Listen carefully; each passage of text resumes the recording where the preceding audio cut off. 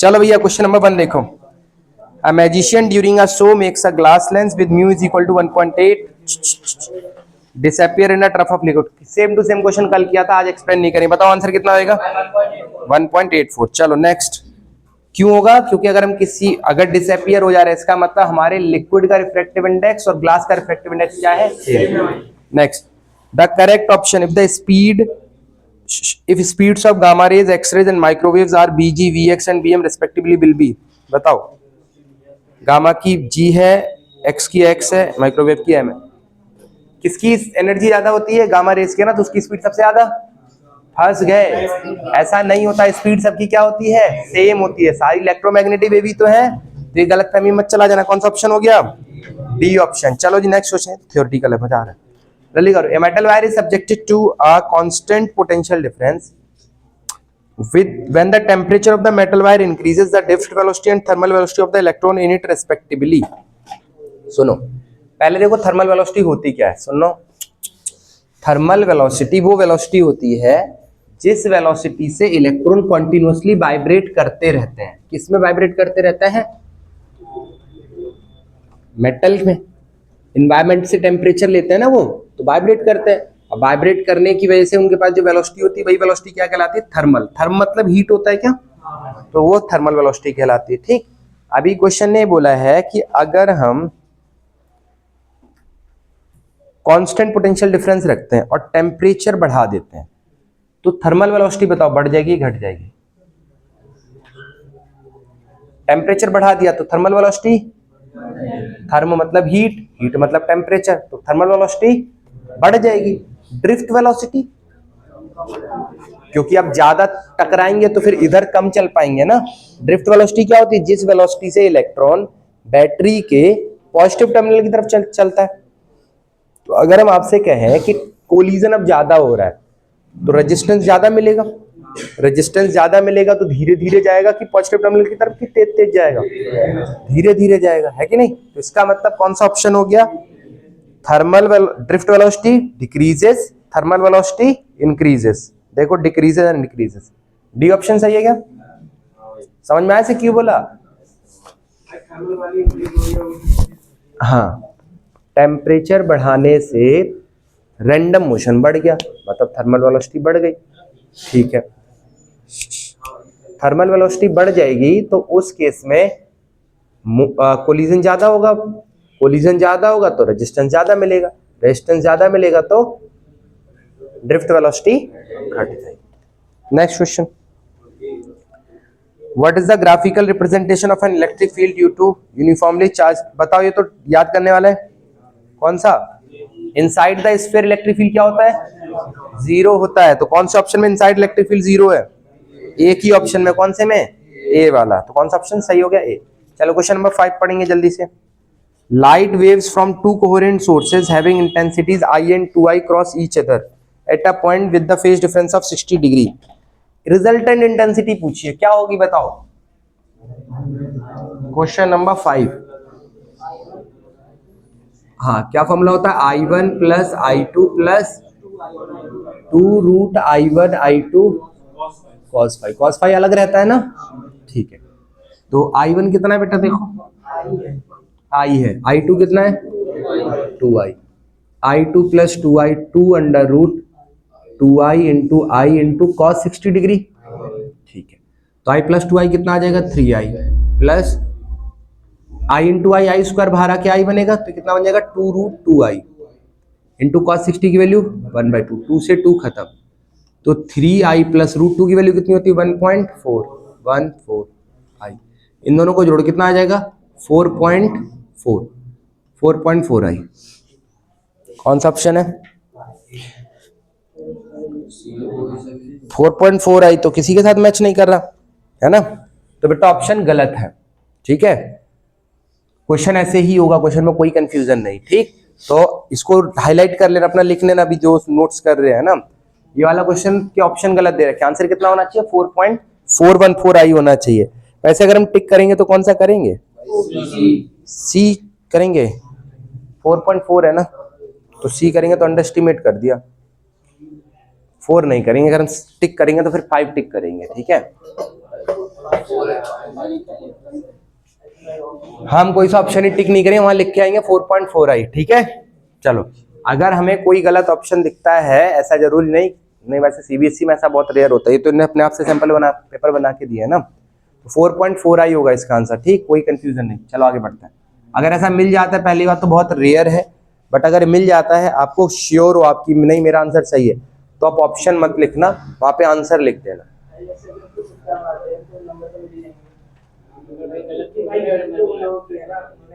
हाँ वैसे अगर कोई रिपोर्ट करेगा तो ऐसे होगा, बट सीबीएसई वाले क्वेश्चन पेपर बालक देखते ही नहीं, लौट के आ गया ना, साइड फेंक दो, है ना। और अगर कोई इक्का दुक्का देखे तो कौन सोचता है सीबीएसई में रिपोर्ट करो वहां जाके ना, एक नंबर छोड़ दो। नेक्स्ट आगे बढ़ते हैं। A particle of charge E and mass m moves with a velocity 2v in a magnetic field applied perpendicular to the motion of the particle। भाई रेडियस पूछा, फॉर्मूला क्या होता है, mb by qv। Radius of circular orbit बताओ formula, mb by qv। मास देखो कितना दिया है क्वेश्चन ने, मास m ही बोला है, v कितना है, वेलोसिटी देखो 2v है, वेलोसिटी है 2v डाल देंगे। चार्ज कितना दिया है, e दिया है, मैग्नेटिक फील्ड v, तो कौन सा ऑप्शन हो गया देखो 2mb by ev, कौन सा ऑप्शन सही, बी ऑप्शन। क्वेश्चन नंबर 7 देखो, a current of 5 ampere is flowing at 220 volt in the primary coil of transformer if the voltage produced in the secondary coil is 2200 volt, 50% of the power is lost, then current in secondary coil will be। एक बात बताओ, power lost हो गया इसका मतलब ये 100% efficient वाला transformer नहीं है, तो क्या हम इसमें वाला फॉर्मूला लगा सकते हैं, E1 by E2 is equal to I2 by I1 is equal to N1 by N2। वो कब था, जब 100% इफिशिएंट ट्रांसफार्मर था। इसमें देखना क्या है, क्वेश्चन मुश्किल नहीं है, इसमें देखो ऐसे बोला है क्या भैया, आउटपुट पावर जो है ना, देखना जरा, आउटपुट पावर 50% तो गायब हो गई, लॉस्ट हो गई है ना, तो आउटपुट पावर कितनी बची, 50%। किसका 50%, इनपुट पावर का 50%, यही तो मतलब क्या हम ऐसे ये कहना चाह रहे कि PO is equal to 50 upon में 100 पीआई, ऐसे ही तो कह रहे हैं, है कि नहीं। इसको काट दो, कितना हो जाएगा, PO is equal to 1/2 pi. PO कितना लिखोगे आप, output voltage, output current is equal to 1/2 input voltage, input current. अब ये सब कुछ तो आपको पता है, सॉल्व कर लो। आउटपुट वोल्टेज देखो कितना है, 2200 वोल्ट है क्या, 2200 आउटपुट है, और आईओ शायद निकालना है, मैं ना सेकेंडरी निकालना है, 1/2। ई कितना है बताना, 220, और आई कितना है 5। सॉल्व कर लो, 2 से काट दो, 11 बार में 110 हो गया। आईओ इज इक्वल टू आ जाएगा 110 इंटू 5 बाय A0 से 1 0 खत्म, 11 दूनी 22, 20 हो गया, 5 से काटो 4 बार में, तो आईओ कितना आ गया हमारा 1/4, मतलब 0.25 एम्पियर। अब बालक इसमें गलती क्या कर देते हैं, E1 I1 is equal to E2 I2 लगा देते, वो गड़बड़ हो जाता है। ठीक है, तो ये थोड़ा अलग था, ऐसे क्वेश्चन में ट्रांसफार्मर का नहीं किया था, इसमें 50% पावर लॉस हो गया, तो आउटपुट पावर लिखी, उसके टर्म्स में आंसर आ गया फिर। ठीक है, चलो क्वेश्चन नंबर 8 देखो बेटा। A bar magnet well placed at an angle of 30 degree to the direction of magnetic field। एक बार मैग्नेट है, ये रहा हमारा मैग्नेटिक फील्ड, इसमें हमने एक बार मैग्नेट रखा है, कितने एंगल पे रखा है, 30 डिग्री पे रखा है। ठीक बात। फिर क्वेश्चन ने क्या बोला है, मैग्नेटिक फील्ड कितना है, 5 × 10⁻² टेस्ला, 5 × 10⁻² टेस्ला। उसके बाद बोला है क्वेश्चन ने, एक्सपीरियंस है मूवमेंट ऑफ कपल 2.5 × 10⁻⁶। ये मूवमेंट ऑफ कपल क्या होता है, कपल मूवमेंट करने जाते हैं, मूवमेंट ऑफ कपल क्या होता है इसमें, टॉर्क कितना आ गया बेटा, 2.5 × 10⁻⁶।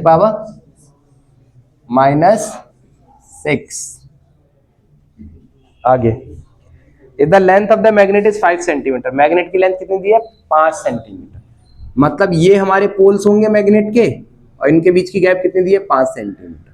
सही बात। तो बताओ दो पोल स्ट्रेंथ कितनी होगी, तो पहले हम क्या निकालेंगे, मैग्नेटिक मोमेंट निकाल लेते हैं, फिर फॉर्मूला होता है Q × 2L, Q निकालना है, लेंथ भी दे रखी है, निकल जाएगा। तो टॉर्क का फॉर्मूला क्या होता है पहले बताओ, M B sine theta.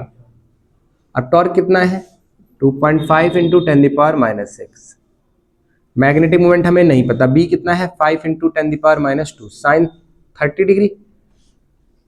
Okay तो 2.5 इंटू 10⁻⁻6 अपॉन में 5 into 10⁻⁻2 is equal to M into sine 30 की वैल्यू 1/2। 5 से काटना 2 बार में जाएगा और ये उल्टा होकर ऊपर चला जाएगा, तो कितना जाएगा 1/2 इंटू 10⁻⁻4। ओके ये m इंटू 1/2 है ना, तो ये वाला 2 कट जाएगा, तो m की वैल्यू कितनी आ गई 10⁻⁻4।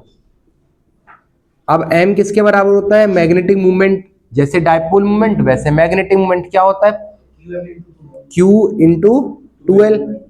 2a या 2l एक ही बात है ना, 10⁻⁻4। 2l की वैल्यू देखो कितनी दी है 5 सेंटीमीटर, तो q इंटू 5 सेंटीमीटर को 10⁻⁻2 इज इक्वल टू में आएगा 10⁻⁻4। तो q की वैल्यू आ जाएगी 10⁻⁻4 डिवाइडेड बाई 5 इंटू 10⁻⁻2। ये उल्टा के ऊपर जाएगा तो q कितना आ जाएगा देखना 1/5 इंटू 10⁻⁻2। देखो कौन सा ऑप्शन सही आ रहा है 0.2 इंटू 10⁻⁻2। वहां पर 2 है ना। कहाँ पे ये वाला 2l की लेंथ होती है, भाई 5 सेंटीमीटर दिया है 2l पूरे की लेंथ होती है। 2a से डिनोट करते हैं इलेक्ट्रिक डायपोल मोमेंट में और मैग्नेटिक डायपोल मोमेंट में 2l से डिनोट करते हैं इस लेंथ को। देखो डायपोल मोमेंट क्या होता है, ये लेंथ को हम 2a से डिनोट करता है या फिर 2l से डिनोट करता है, दोनों में से किसी से कर दो। और यहाँ पर होता है -q + q, तो q इंटू 2a होता है डायपोल मोमेंट। सही है 0.2 इंटू 10⁻⁻2 कौन सा ऑप्शन सही है बी। डी कौन बोल रहा है बी है, बी है ना, B for Bombay IIT Bombay है ना, 2 इंटू 10⁻⁻3। चलो नेक्स्ट पढ़ते हैं। A pure silicon crystal atom as something something given। ये 1 ppm क्या होता है ppm पार्ट्स पर मिलियन। अच्छा 1 मिलियन में इतने पार्ट है ना, मतलब एक पार्ट 1 मिलियन, वैसे कहना चाह रहे हैं क्या ये 1 ppm का मतलब 1 मिलियन में एक पार्ट, ये तो मतलब होता है। मतलब अगर होस्ट एटम 10⁶ है, मिलियन का मतलब 10⁶ होता है ना, अगर 10⁶ है तो डोपिंग कितनी की हुई है उसमें 1 की। क्लियर हुआ क्या ये वाली बात, 10⁶ में एक एटम डोप्ड किया है, ऐसा बोला है क्या क्वेश्चन है। टोटल एटम कितने ऑलरेडी देखो 5 इंटू 10⁻28। हमसे नंबर ऑफ होल्स पूछे, समझो कौन से टॉपिक का question, ni² = ne into nh। देखो हर सैंपल पेपर में वाला क्वेश्चन आ रहा है, 1 नंबर फ्री का एकदम। इस बार थोड़ा सा अच्छा करके दिया है। ni पता है हमें, ni पता है, ne और nh के बारे में पता करना था। nh तो पूछा ही है तो वो तो निकालना पड़ेगा। ne कहां से लाओगे इस बार ये बताओ सोचो, ne कहां से लाओगे। क्वेश्चन नंबर कौन सा है, तो हम ये सोचें कि भैया हमने डोपिंग ही तो कराई है। डोपिंग किस तरह से कराई है, 10⁶ एटम में हमने एक एटम मिलाया है। हमारे पास टोटल अवेलेबल एटम कितने हैं, टोटल अवेलेबल एटम है भैया कितने 5 इंटू 10⁻28। तो पहले हम ये निकाल लेते हैं कि हमने कितने एटम मिलाए हैं, इससे क्या पता चल जाएगा नंबर ऑफ इलेक्ट्रॉन। कैसे, ये क्या कह दिया हमने। एक बात बताओ, पेंटावैलेंट एटम आपने डाले, ठीक है, जितने एटम डालेंगे हर एटम एक एक इलेक्ट्रॉन डोनेट करेगा, तो जितने पेंटावैलेंट एटम डालोगे उतने ही तो इलेक्ट्रॉन होंगे। समझे वाली बात। अगर हम ये निकाल दें कि हमने कितने एटम्स डोपिंग में दिए हैं तो हमें नहीं पता चले कितने इलेक्ट्रॉन हमें मिलेंगे। Think about it. तो हमारा मेन मोटिव क्या है, नंबर ऑफ डोपेंट निकालना, कि हमने कितने इसके अंदर डोपिंग एलिमेंट डाले हैं। अगर डोपिंग एटम पता चल जाएंगे तो हमें नंबर ऑफ इलेक्ट्रॉन्स भी पता चल जाएंगे। चलो तो अवेलेबल इतने हैं, तो बेटा देखो 10⁶ में एक एटम डोप किया है, ये तो क्वेश्चन ने बोला 1 ppm की कंसेंट्रेशन है, तो एक होता तो कितनी डोपिंग करते 1/10⁶। हमारे पास कितने हैं 5 × 10⁻28। तो इसका मतलब कितनी डोपिंग करी होगी हमने, मल्टीप्लाई कर दो, अब इसको डिवाइड कर दो। इसका मतलब डोप्ड एटम कितने 5 × 10⁻22। ये हमारे क्या आ गए डोप्ड एटम। प्रेजेंटेशन इसलिए नहीं करा रही क्योंकि इस बार तो क्वेश्चन एमसीक्यू है ना। डोप्ड एटम आए हैं क्या, ये इतने एटम ने डोप करा है, हर डोप्ड एटम एक इलेक्ट्रॉन कंट्रीब्यूट करे, पेंटावैलेंट है। तो इसका मतलब नंबर ऑफ इलेक्ट्रॉन कितने हो गए, नंबर ऑफ इलेक्ट्रॉन हो गए 5 × 10⁻22। अब क्वेश्चन में कुछ भी नहीं रहा, यूनिटरी मेथड ही तो लगवाया इन्होंने हमसे। अब कैसे करोगे बताओ, Ni² इज इक्वल टू, भैया हम लिखेंगे Ne × NH। Ni कितना है 1.5 × 10⁻16। Ne हमने निकाल लिया है 5 × 10⁻22। NH हमें निकालना है, चलो जी NH निकालते हैं। 1.5 का स्क्वायर कितना होएगा 2.25, 10�16 का 10⁻32 अपॉन में 5 × 10⁻22। इसको काट लो आप, 0 कितनी बार में जाएगा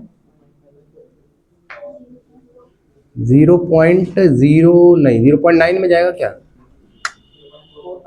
0.45 में जाएगा ना। और कितना बचेगा ये 10⁻, कितना बचेगा बताओ 10। बताओ कौन सा ऑप्शन सही है, डी ऑप्शन सही है, 4.5 × 10⁻9। ठीक, समझ में आया। बस इसमें ना आपको थोड़ा सा, इसलिए हमने थोड़ा स्लो करवाया इसको। डोपेंट पहले निकालने थे, कितने एटम डाले, वही हमें ये बताता कि कितने नंबर ऑफ इलेक्ट्रॉन्स इसके अंदर होंगे। समझाए फिर से एक बार, 10⁻6 में एक एटम डोप करा, एक क्वेश्चन ने दिया था। हमारे पास टोटल एटम कितने थे 5 × 10⁻28। तो इसमें कितने डोप किए अगर हम ये निकाल लेते हैं तो हमें नंबर ऑफ इलेक्ट्रॉन्स पता चल जाएंगे। और ये कैसे निकालेंगे, 10⁻6 में एक, तो एक में 1/10⁻6, जितने में निकालना है उससे मल्टीप्लाई कर दो, यूनिटरी मेथड, डिवाइड करके इतना आ गया, तो नंबर ऑफ इलेक्ट्रॉन निकल गया। उसके बाद उधर वाली बात तो कुछ नहीं है ना, वो तो कोई भी कर लेगा, है कि नहीं। आगे बढ़े, बढ़ जाए, चलो जी क्वेश्चन नंबर 10 पढ़ो जल्दी से, क्या कह रहा है। The speed of electromagnetic wave increases as we move from gamma rays to radio waves. Electromagnetic wave की स्पीड बढ़ती है क्या, सेम रहती है। तो कौन सा ऑप्शन सही, सी ऑप्शन। चलो क्वेश्चन नंबर 11, सेम क्यों रहती है सबको पता है ना, क्योंकि इलेक्ट्रोमैग्नेटिक वेव ही तो है सारी की सारी, उनकी speed 3 × 10⁸। A beam of proton with a velocity of this enters uniform magnetic this. Pitch of the helix, pitch का formula 2πmb cos theta. Pitch का क्वेश्चन पहली बार आया अभी तक है ना, छठे सैंपल पेपर में मिला हमें जाके। पिच का फॉर्मूला क्या होता है 2πmb cos theta by qv। सब कुछ पता है क्या, कैलकुलेशन हमसे करवाओगे, कर लोगे खुद से। 2 चलो कर देते हैं ना, क्योंकि एमसीक्यू है, नॉर्मल होता तो नहीं करते, 2 अपने आप करना है। 2 × 3.14, m कितना है मास ऑफ प्रोटोन दिया ऐसा है इन्होंने अपने हिसाब से, तो वही तो दे दिया जो पता होता है ना। वेलोसिटी कितनी दी है, और कॉस एंगल कॉस 60, तो कॉस 60 की वैल्यू डायरेक्टली पुट करें 1/2 होती है, ठीक है। अपॉन में क्यू कितना है 1.6 × 10⁻19, और मैग्नेटिक फील्ड कितना है 0.3। सब कुछ दे दिया, देखो 2 से तो 2 ये खत्म हो गया ना, ये 2 कहां से आया cos 60 से आया, ठीक है। 1.6 से 1.6 खत्म हो गया। 0.3 में अगर हम यहाँ पे ऊपर एक 10 लगा देते हैं तो 3 से इस 3 को खत्म कर देते हैं। अब क्या बच गया 4 × 10⁻, चलो 27, पहले 27 में से 5 जाए कितना बचेगा 22, ये ऊपर जाके प्लस हो जाएगा, माइनस का 22 प्लस का 19 कितना बचेगा 3, 4 10⁻4। देखो एक बार, सब कुछ सही है ना। -9, देखो -27 + 5 करो तो माइनस का 22 बचेगा, माइनस का 22 ये करोगे तो माइनस का 21 बचेगा, माइनस का 2 बचेगा ना पावर, तो 4 सेंटीमीटर आना चाहिए, 4.35 सेंटीमीटर। क्यों, क्योंकि हमने थोड़ा अप्रोक्सीमेशन किया, तो फालतू में अगर हम एग्जैक्ट जाते तो 4.35 आता है, ऐसे कर लिया है कि नहीं। If the orbital radius of the electron in hydrogen atom is compute the kinetic energy. बताओ जी, फंस गए फिर से। Kinetic, C is the correct option.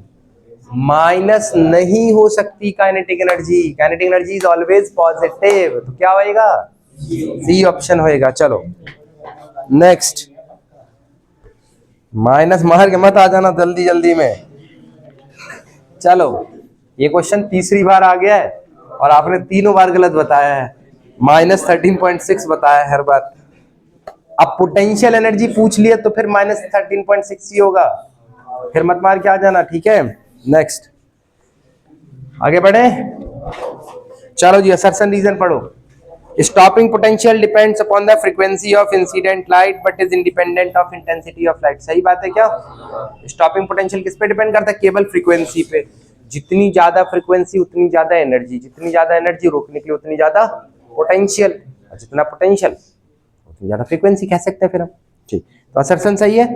Reason, the maximum kinetic energy of the photo electron is proportional to stopping potential. Kinetic energy का formula EV naught होता है।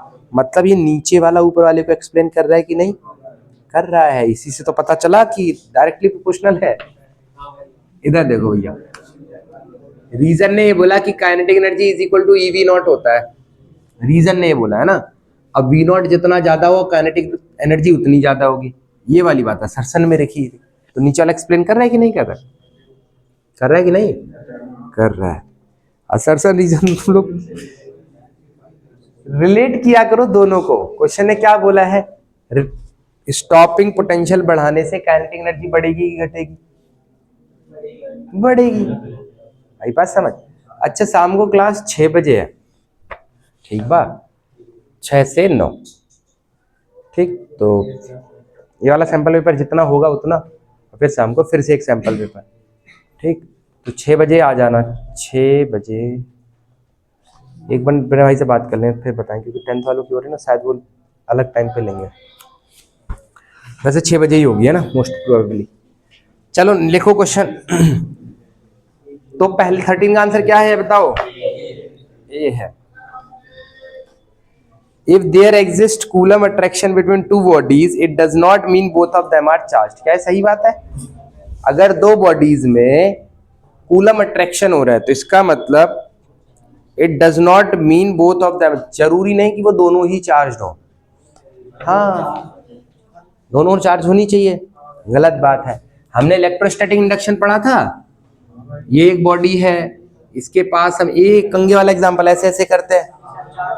गर्मियों में देखते हो ना, यू कंघे को लेके जाओ बाल खड़े हो जाता है। हमें अलग एक्सपीरियंस बहुत करता है, मजा आता है, ऐसे हो जाता है। लड़कियों के नहीं होंगे, उनके बड़े बड़े होते हैं ना। लड़के लोग के ना ऐसे गर्मियों में ऐसे ऐसे करके जाओ, सर्दियों में नहीं होते, गर्मियों में ऐसे ऐसे करके लेके जाओ, ऐसे लेके आओ, पूरा बाल तो अलग अलग दिखता है, खड़े हो जाते हैं। तो क्या कर रहे थे हम? हाँ, तो बताओ जरूरी है कि चार्ज होना? नहीं, देखो यहाँ पे अगर पॉजिटिव चार्ज होता तो यहाँ पे क्या आ जाएगा? नेगेटिव आ जाएगा। अब ये दोनों अट्रैक्ट करेंगे कि नहीं करेंगे? करेंगे। तो बताओ असर्शन सही है कि गलत है? सही है। In coulomb attraction two bodies are oppositely charge. Coulomb attraction में दो बॉडी अपोजिटली चार्ज होनी चाहिए, तभी सही होगी। रीजन सही है इसका मतलब। एक्सप्लेन कर रहा है कि नहीं? नहीं, एक्सप्लेन इस बार नहीं करना, ऊपर वाले का नीचे वाले से कोई लेना देना नहीं। चलो, तो कौन सा ऑप्शन सही हो गया? बी हुआ इस बार सही। दोनों सही हैं लेकिन एक्सप्लेनेशन नहीं। B for Bombay. चलो next, inductance coil are made of copper. सुनो जरा, अगर आपको इंडक्टेंस की प्रॉपर्टी चाहिए, किसकी प्रॉपर्टी चाहिए? इंडक्टेंस की, तो उसमें रेजिस्टेंस नहीं होगा तो ज्यादा अच्छा इंडक्टेंस होगा। सही बात है कि नहीं? तो इन्होंने बोला कि इंडक्टेंस कॉइल को हम कॉपर का बनाएंगे तो ज्यादा अच्छी रहेगी। ऐसा क्यों? रेजिस्टेंस कम, रेजिस्टेंस जितना कम करंट उतना ज्यादा, करंट जितना ज्यादा अपोजिशन उतना ज्यादा। हाँ, अपोजिशन उतना ज्यादा, करंट वाला, करंट जितना ज्यादा इंडक्टर उतना ज्यादा अपोज करेगा ना। रेजिस्टेंस तो कम देगा, रेजिस्टेंस की वैल्यू घटा दी। इंडक्टर किसकी वजह से करंट अपोजिशन देता है? Rate of change of current की वजह से। अब रेजिस्टेंस कॉइल में नहीं है। सुनो, ये हमारा कॉइल है, ठीक है। हमने बोला इसका रेजिस्टेंस नहीं है, तो इसमें अब ज्यादा करंट जाएगा। ज्यादा ज्यादा करंट जाएगा तो ये ज्यादा ज्यादा ईएमएफ इंड्यूस करेगा कि नहीं, ये बताओ। E इज इक्वल टू क्या होता है, L D I by D T, ऐसे समझ लो आप, है ना। हमने बोला रेजिस्टेंस कम कर दिया, तो इसका मतलब अब इसके अंदर ज्यादा ज्यादा करंट जाएगा, ज्यादा ज्यादा करंट जाएगा तो ज्यादा ज्यादा ईएमएफ इंड्यूस करेगा, ये सही बात है। चलो पढ़ो। तो इंडक्टेंस कॉइल को हम कॉपर का बनाते, वाली बात सही है कि गलत है? सही है कि गलत है? सही है। Induced current is more in wire having less resistance, induced current ज्यादा होता है उस वायर में जिसका रेजिस्टेंस कम होगा, सही है कि नहीं? इसीलिए कॉपर का बनाते हैं क्या? तो इसका मतलब एक्सप्लेन कर रहे हैं कि नहीं कर रहा है? कर रहा है। तो कौन सा ऑप्शन हो गया? ये option. Nuclear density is the ratio of nuclear mass to nuclear volume, क्या ये सही बात है?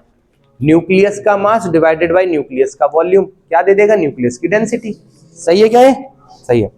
Nuclear density is directly proportional to mass number, क्या ये वाली बात सही है ना? ये गलत है। किसके डायरेक्टली प्रोपोर्शनल होता है? कांस्टेंट होता है, ठीक है। तो रीजन क्या हो गया? गलत। न्यूक्लियर डेंसिटी इज कांस्टेंट, वो किसी पे डिपेंड नहीं करती। चलो जी, 16 खत्म, है ना। चलो सेक्शन बी देखो अब क्या कह रहा है। चलो सेक्शन बी क्या कह रहे हैं? नहीं सही में तुम लोग हिम्मती वाले को, फिजिक्स की क्लास में लगातार इतनी देर बैठ लेना ना, बहुत हिम्मत चाहिए।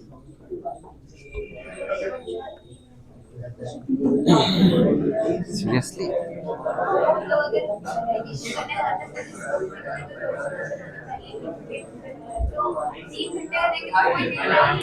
भाई तो चलो जी आ जाओ, पानी ले आओ, जाओ।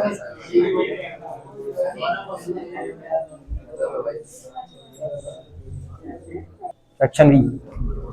In an electromagnetic wave, how are electric field, magnetic field and velocity of propagation of wave oriented? कैसे होते हैं ये दोनों? एक दूसरे के क्या होते हैं? परपेंडिकुलर। एक डायग्राम बना दो तो और भी मजा आ जाएगा, है कि नहीं? पहले क्या लिख दोगे? इलेक्ट्रिक फील्ड लिखोगे, क्या बता रहे? Electric field, magnetic field and velocity are mutually perpendicular to each other, ठीक बात। अब उसका डायग्राम कैसे बना दोगे देखना। ये डायग्राम किसका हो गया? इलेक्ट्रिक फील्ड का। मैग्नेटिक फील्ड कैसे टेढ़ा सा बना देते, सुंदर सुंदर। ये जो सीधा सीधा एरोज है किसके हैं? देखो बेटा, हम बार बार कह रहे हैं कि हम बुरा नहीं मानेंगे, किसी को जाने का मन है तो वो जा सकता है, क्योंकि घर जाके वो चाहे तो इससे कर सकते हैं। क्यों? कोई फायदा नहीं ना क्लास में बैठ कर, अगर हम सो जा रहे हैं तो कोई मतलब नहीं है। इससे बेटर हम घर जाके थोड़ा रेस्ट लेके वापस इफिशियंसी के साथ काम करें, ठीक है। बट ऐसे करके बना देना, ठीक है। तो जो सीधे सीधे एरो है वो किसके हैं? इलेक्ट्रिक फील्ड का। जो ऐसे टेढ़े टेढ़े है वो किसके हैं? मैग्नेटिक फील्ड के, ठीक है। चलो, और वेव हमारी किधर जा रही है? इस तरफ जा रही है, ये हमारी वेव जा रही है, ठीक बात है कि नहीं? ठीक, चलो नेक्स्ट। इसमें पता क्या चल रहा है कौन कहाँ है? हाँ, तो ऐसे बना देना, ये सुंदर लगता है ना। हम क्या बोला, कॉपी को सुंदर दिखना चाहिए। चलो, how much time would gamma radiation take to travel from the sun to earth at a distance of this? कितना टाइम लगेगा? तो टाइम का एक ही फॉर्मूला होता है, डिस्टेंस बाय स्पीड। डिस्टेंस दे रखा है उन्होंने, स्पीड निकालनी। स्पीड क्या होता है? स्पीड क्या होती है गामा रेस की भैया?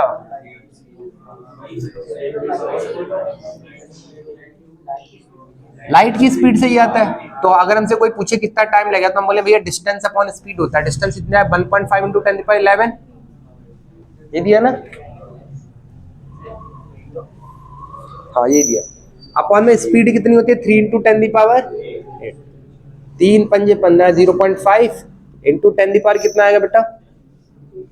3 आ जाएगा। तो मल्टीप्लाई करोगे तो 500 सेकंड लगेंगे। कितना टाइम लगेगा? 500 सेकंड। मतलब मिनट में अगर कन्वर्ट करना हो तो 60 से डिवाइड कर देंगे, तो लगभग 3-4 मिनट के आसपास लगेगा, ठीक बात। ठीक, चलो नेक्स्ट क्वेश्चन देखो। Electric potential at any point is given age calculate electric field intensity. देखो बेटा, इलेक्ट्रिक पोटेंशियल दे रखा है, इलेक्ट्रिक फील्ड पूछा है, कैसे निकालोगे? इलेक्ट्रिक फील्ड का फॉर्मूला क्या होता है? dv by dr। यहाँ पे x के रेस्पेक्ट में, तो किसके रेस्पेक्ट में निकाल दोगे? x के रेस्पेक्ट में। तो E इज इक्वल टू कितना हो जाएगा? Minus dv by dx। Potential कितना है डाल दो यहाँ पे, 4x स्क्वायर। अब इसका डिफरेंशिएशन कैसे करते हैं, 2 आगे आ जाएगा, कितना हो जाएगा माइनस का 8x। ये हमारी इलेक्ट्रिक फील्ड की इक्वेशन आ गई। उन्होंने बोला कहां पे बता दो, m0m। हमें लगता है यहाँ पे कुछ मिसिंग होगा, ये m मतलब मीटर होता होगा, डेटा गायब कर दिया ना। चलो फिर भी अगर m पे निकालनी तो x कितना डाल देंगे हम, m, y और z तो है ही नहीं तो उसको छोड़ दो, तो कितना आंसर हुआ -8m वोल्ट। समझ में आया क्या? हमसे m0m पे पूछी थी ना, तो x कितना डाल दिया हमने, m डाल दिया। कोई डाउट किसी को? नहीं। Next question, electric field intensity at a point b due to a point charge q। कौन सा क्वेश्चन नंबर है ये? 19। तो बोला कि किसी q चार्ज की वजह से बेटा एक पॉइंट पे इलेक्ट्रिक फील्ड इंटेंसिटी कितनी है, 24 है, और इसी पॉइंट पे पोटेंशियल कितना है कितना है, 12। अब हमसे पूछा ये r डिस्टेंस बता दो कितना होगा। अब कैसे निकालें r distance? Again electric field और पोटेंशियल दिया, तो इनमें एक ही रिलेशन है हमारे पास, कौन सा बताओ, dv बाय dr। E कितना है 24, dv कितना है 12, dr निकालना बेटा, क्रॉस मल्टीप्लाई कर लो, 24 dr इज इक्वल टू 12, तो dr इज इक्वल टू 12/24, बताओ कितना आ जाएगा 1/2। तो dr कितना आ गया हमारा 1/2 मीटर। सही बात है, 1/2 मीटर का मतलब 50 सेंटीमीटर है ना। चलो next question, what should be the position of the object relative to the biconvex lens so that this lens behaves like a magnifying glass। इन्होंने पूछा है कि ऑब्जेक्ट को कहां पे रखें बाइकॉन्वेक्स लेंस के केस में कि वो कैसे बिहेव करने लग जाए मैग्नीफाइंग ग्लास की तरह। तो ये हमसे पूछोगे भाई, ये तो गलत बात हो जाएगी। कहां रखें बोलो, फोकस पे। ऑब्जेक्ट को कहां पे रखें जिससे कि एक लेंस मैग्नीफाइंग ग्लास की तरह एक्ट करने लग जाए।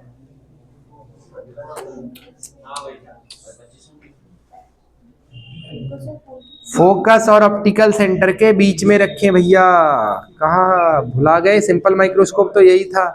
ऑब्जेक्ट को कहां रखते थे, फोकस और ऑप्टिकल सेंटर के बीच में, तभी कैसे बिहेव करने लग जाता था, मैग्नीफाइंग ग्लास की तरह बिहेव करने लगे, बन गई इमेज।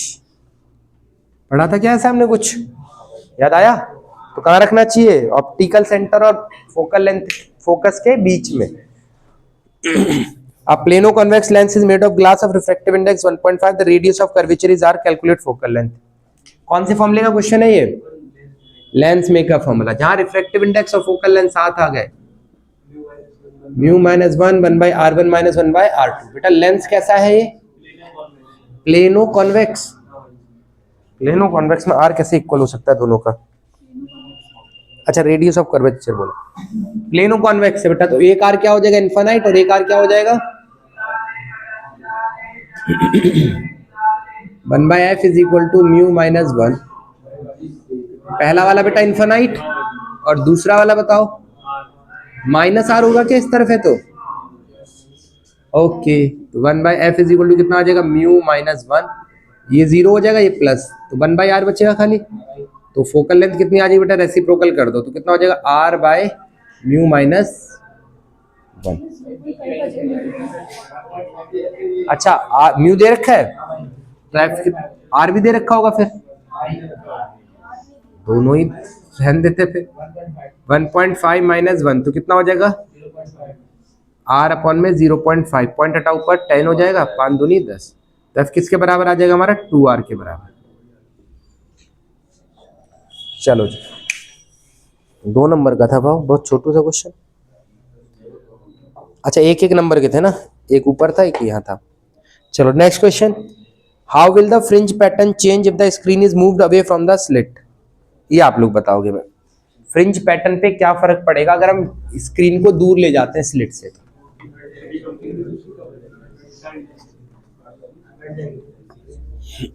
क्या घट जाएगी,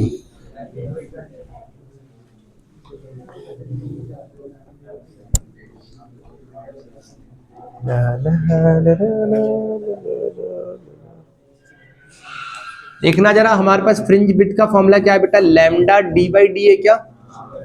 क्वेश्चन ने बोला है कि अगर हम स्क्रीन को दूर लेके जा रहे हैं, मतलब हम कौन सा चेंज कर रहे हैं डिस्टेंस, कैपिटल डी बढ़ा रहे हैं ना। कैपिटल डी बढ़ाएंगे तो बताओ फ्रिंज विड्थ क्या होगी, बढ़ जाएगी। तो हम बोलेंगे फ्रिंज विथ इंक्रीज हो जाएगी। कितने नंबर का है ये? तो बस हो गया इतना ही। ठीक, फिर क्वेश्चन बोला how does the fringe width in Young's double slit experiment change when the distance of separation between slit and screen are double. दोनों को डबल कर देते तो क्या फर्क पड़ेगा? क्वेश्चन नंबर 21 का फर्स्ट। तो बेटा फ्रिंज विथ का फॉर्मूला क्या होता है? लैम्डा डी बाई डी होता है। इन्होंने क्या बोला? दोनों को डबल कर दो, डिस्टेंस भी डबल कर दो और स्लिट के बीच का डिस्टेंस भी डबल कर दो। तो लैम्डा ये भी 2d हो जाएगा और ये भी 2d हो जाएगा। 2 से 2 कट गया, बताओ कोई फर्क पड़ा क्या? नहीं। तो ये लिखने के बाद हम बोल देंगे कि बीटा डैश जो है वो पुराने वाले बीटा के बराबर ही आ चुका है। बीटा डैश मतलब बाद वाला बीटा। ठीक है, चलो next question. In Young's double slit experiment, the two slits are 0.15 mm apart, are illuminated by the monochromatic light. This screen is this. ये तो बहुत आसान पूछा। सेकंड ब्राइट फ्रिंज का फॉर्मूला क्या बनेगा बेटा? Second bright, first formula general वाले के लिए n lambda D by D. चलो देखो, n ब्राइट का फॉर्मूला होता है n lambda D by D और n डार्क का फॉर्मूला होता है 2n minus 1 lambda D by 2d। हमसे सेकंड ब्राइट पूछी ना, तो बाई 2b का फॉर्मूला क्या हो जाएगा? 2 lambda D by D. Lambda कितना है बताना? 450 नैनोमीटर। तो 450 इंटू 10⁻⁹। डी कितना है? 1 मीटर। और ये कितना? 0.15 mm है। तो mm का मतलब 10⁻⁻3। यहां से पॉइंट हटाओगे बेटा, ऊपर चला जाएंगे 2 0 है ना? सही बात है। जरा काटना, 15 × 45, 30 दूनी 60 हो जाएगा। 10 की पावर देखो कितनी आएंगे? -9 और 2 करो -7। ये ऊपर जाएगा तो कितना बचेगा बेटा? -4। तो कितना आ जाएगा? 6 × 10⁻³ मीटर, मतलब 6 mm पे होगा क्या? तो सेकंड ब्राइट हमें कहाँ मिलेगा? 6 mm पे मिलेगा। फिर क्या पूछा उन्होंने? Dark fringe, second dark. ऊपर सेकंड लिख के रखा है क्वेश्चन में ना। तो सेकंड डार्क का फॉर्मूला क्या बनेगा बताओ? 2 डालो, 2 दूनी 4 में से 1 गया 3, तो कितना आएगा? 3 lambda D by 2d। Value put कर दो, 3 × 450 नैनोमीटर, तो 10⁻⁹ d1 है। 2 × ये कितना है? 0.15 × 10⁻⁻3। पॉइंट हटाओगे ऊपर चला जाएगा 100। 15 × 45, 2 से काटोगे 15 बार में, 15 × 45 आ जाएगा ये। और कितना बचेगा बेटा? ये ऊपर जाके कितना बचेगा? -6 और 2 जोड़ोगे तो ना -4। तो कितना आ जाएगा? 4.5 × 10⁻⁻3 मतलब 4.5 mm। समझ में आया? बहुत जल्दी कंप्लीट हो गया सेक्शन भी अपना। कॉन्ग्रेचुलेशंस। Next question. हाँ जी भैया। तो सारे डिस्टेंस सेंटर से ही तो होते हैं।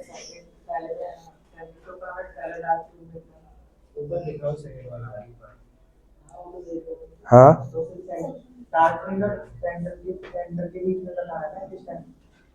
हाँ, ये डिस्टेंस ही बता रहा है कि सेंटर से 4.5 mm दूर जाओगे तो दूसरा डार्क मिलेगा।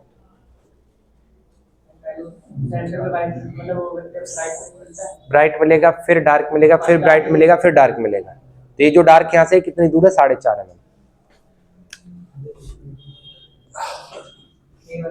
समझ गए? चलो आगे बढ़ जाए। Section C, state Bohr quantization condition for defining stationary orbit. Stationary orbit define करने के लिए बोर ने कौन सी क्वांटाइजेशन कंडीशन यूज की बताओ? क्या बोला उन्होंने? L = NH/2π। उन्होंने बोला कि इलेक्ट्रॉन केवल उन्हीं ऑर्बिट में रिवॉल्व कर सकता है जिन ऑर्बिट में एंगुलर मोमेंटम h/2π का इंटीग्रल मल्टीपल होगा। ठीक बात है क्या? ठीक। Next, how does D Broglie hypothesis explain the stationery orbit. D Broglie hypothesis ने क्या बोला था? 2πr नहीं, ऑर्बिट के लिए क्या बोला था? नहीं वो तो ठीक है, नेचर लव सिमेट्री बिल्कुल सही बात है, वो डी ब्रॉय हाइपोथेसिस है। इन्होंने बोला कि इन्होंने रेडियस जो ऑर्बिट है या फिर स्टेशनरी ऑर्बिट की पोजीशन कैसे निकाली थी। दोनों ने बोला इलेक्ट्रॉन केवल उन्हीं ऑर्बिट में रिवॉल्व करेगा जिनमें 2 पाई आर किसके बराबर होगा, एन लैम्डा के बराबर। आप चाहो तो यहाँ से प्रूफ करके देख लो, ये दोनों एक ही बातें होती है। N lambda is equal to क्या होता है, एच बाई एम बी होता है, क्रॉस मल्टीप्लाई कर लो, देखो 2 पाई एम बी आर हो जाएगा is equal to N H. M B R क्या है, एल है, तो इसको क्या लिख देंगे, देखो एम बी आर को एल लिख दो, तो एल इज इक्वल टू कितना आ गया, एन एच अपॉन 2 पाई। तो दोनों एक ही बात है, बस ये बता रहे कि दोनों ने अलग अलग बातें बोली है। ये देखो वही वाली कंडीशन निकल के आ गई क्या, जो बोर वाली है। तो उन्होंने क्या बोला, बोर क्वांटाइजेशन कंडीशन क्या है, angular momentum of a particle is integral multiple of h upon 2 pi. Bore ने ये वाली बात कैसे बोली, सॉरी डी ब्रॉय ने ये वाली बात कैसे बोली थी कि इलेक्ट्रॉन केवल उन्हीं ऑर्बिट में रिवॉल्व करेगा जिनका सरकमफेरेंस एन लैम्डा के बराबर होगा, मतलब 2 pi r is equal to n lambda. Exam में दो बातें लिखनी थी, according to Bohr quantization condition the angular momentum is the integral multiple of h upon 2 pi, फिर ये लिख देना था। According to de Broglie hypothesis the electron revolve on those orbit for which 2 pi r is equal to n lambda. बस 2 number का था, ठीक है, इतना ही छोटा था। Next, find the relation between the 3 wavelength lambda 1, lambda 2 and lambda 3 from the energy level diagram shown below. कैसे करोगे इसको, क्वेश्चन पढ़ लो, अगला क्वेश्चन पढ़ लो, अगला 22 का सेकंड पार्ट। बस 33 क्वेश्चन है, 22 पे पहुंच गए हम लोग, छोटे छोटे खत्म, डोंट वरी बेटा, ध्यान दो। देखना 3 वेवलेंथ दे रखी है, मैं ये लैम्डा 1 है क्या, ये लैम्डा 1 है। ये क्वेश्चन आया था बेटा एक बार, पता नहीं कब आया था, हमें नहीं याद है, बट हमें ये याद है कि वाला क्वेश्चन सीबीएसई में आया है। और देखो बहुत आसान क्वेश्चन है। क्वेश्चन ने बोला है कि 3 एनर्जी लेवल्स हैं ए बी सी, इनके कॉरेस्पॉन्डिंग वेवलेंथ दे रखी है कि अगर इलेक्ट्रॉन यहां से यहां जाएगा तो लैम्डा 1, यहां से यहां जाएगा तो लैम्डा 2, अगर डायरेक्ट सी से ए में आ गया तो लैम्डा 1 वेवलेंथ होगी। तो ये बता दो इन तीनों में आपस में क्या रिलेशन होगा, है ना। तो एक बात बताओ, हम जानते हैं कि इन दोनों के बीच में जो एनर्जी का डिफरेंस होता है वही एनर्जी का फोटोन एमिट होता है। जैसे ये लाइट क्यों जल रही है, एलईडी वाली लाइट, ये कैसे जलती है, इलेक्ट्रॉन एक्साइट होकर ऊपर जाता है, जब वो नीचे आता है तो फोटोन की फॉर्म में लाइट छोड़ देता है, फिर ऊपर जाता है, नीचे आता है, फोटोन की फॉर्म में लाइट। यही तो बार बार चल रहा है, ऊपर जा रहा है, नीचे आ रहा है लाइट, ऊपर जा रहा है, नीचे आ रहा है लाइट, ऊपर जा रहा है, नीचे आ रहा है लाइट। समझ में आ रहा है क्या कह रहे हैं। अच्छा, इसका मतलब अगर हमें इन दोनों के बीच का एनर्जी डिफरेंस पता चल जाए तो हमें एनर्जी ऑफ फोटोन पता चल जाएगी, और एनर्जी ऑफ फोटोन को हम क्या लिखते हैं, एच एफ लिखते हैं, और वहां से हम वेवलेंथ के टर्म्स में लिख सकते हैं एच सी बाई लैम्डा। जरा देखो E इज इक्वल टू क्या होता है, एच एफ होता है, और इसको क्या लिखेंगे, एच सी बाय लैम्डा। अभी कितनी एनर्जी का फोटोन है वो डिटरमाइन करेगा कि कहां से कहां आ रहा है फोटोन, इलेक्ट्रॉन है कि नहीं। अगर बी से ए आया है तो हम क्या लिखेंगे बताना, ई बी माइनस ई ए उस फोटोन की एनर्जी होगी, जिसको हम किसके बराबर लिखेंगे बताओ, H C by lambda, B से ए में बताओ लैम्डा 2। अगर सी से ए में आएगा तब क्या लिखेंगे, E C minus E A is equal to क्या लिखना चाहिए बताओ, एच सी बाय लैम्डा 3 है ना, सी से ए में। फिर और क्या बच गया, सी से बी वाला बच गया ना, सी से बी में बच गया ना, तो ई सी माइनस ई बी करोगे तब कितना आएगा, ई सी माइनस ई बी करोगे तो कितना आएगा, एच सी बाय लैम्डा 2, अच्छा लैम्डा 1। अभी आपको क्या करना है, इन तीनों इक्वेशन को सॉल्व करना है। तो हम सोच रहे देखो इन दोनों इक्वेशन को जोड़ दो तो ईवी कट जाएगा, ठीक, 1 2 3, चलो जी ऐड कर दो 1 एंड 3 को, ऐड कर दिया 1 एंड 3 को, तो देखो क्या आएगा, E B minus E A is equal to h C by lambda 2, नीचे कितना है, E C minus E B is equal to h C by lambda 1। E B cancel out हो गया, क्या आ गया बताना, E C minus E A is equal to h C by lambda 2 minus h C by, plus किया ना हमने, plus h C by lambda 1। इसको नाम दे देते इक्वेशन नंबर 4। अब जरा देखना इन दोनों में ई सी ई ए आ रहा है, तो अगर इन दोनों को हम सॉल्व करना चाहते हैं तो कैसे करें, EC माइनस ये इसकी वैल्यू है, EC माइनस ये उसकी वैल्यू है, तो फ्रॉम 2 and 4 क्या लिख सकते हैं बताना? फ्रॉम 2 and 4 हम लिख देंगे भैया कि HC by lambda 2 plus HC by lambda 1 is equal to क्या होगा? HC बाय HC कट गया सबसे, तो क्या बचा? 1 by lambda 2 plus 1 by lambda 1 is equal to 1 by lambda 3। This is the required relation. मुश्किल था क्या? समझ में आया कैसे किया? Okay next, in the following diagram is the junction diode forward bias or reverse bias? बता दो जल्दी से। प्लस 5 वोल्ट देखो लोअर से कनेक्टेड है ना, तो इसका मतलब reverse bias. Write two difference between P type and N type? ये तो सारे लोग जानते हो। पी टाइप में number of charge carrier holes, N type में इलेक्ट्रॉन। और पी टाइप किससे बनता है? ट्राइवेलेंट की डोपिंग से। और एन टाइप किससे बनता है? पेंटावेलेंट की डोपिंग से बनता है। और कुछ? हाँ, डोनर एटम इसमें इसमें जो इम्प्योरिटी होती है वो कौन सी होती है? पी टाइप वाले में एक्सेप्टर इम्प्योरिटी, और एन टाइप वाले में डोनर इम्प्योरिटी। 3 हो गए, हमने तो 2 ही पूछे। ठीक है, चलो आगे बढ़ो।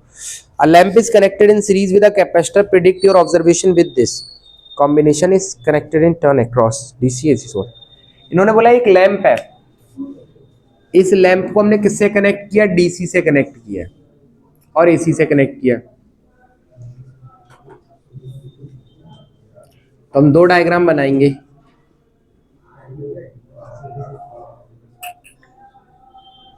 तो ऑब्जर्वेशन बतानी है, बिना ऑब्जर्व किए ऑब्जर्वेशन बताओ भैया। इन्होंने बोला एक बल्ब है, एक कैपेसिटर है, दोनों को हमने लगा दिया, एक बार एसी से लगाया और एक बार डीसी से।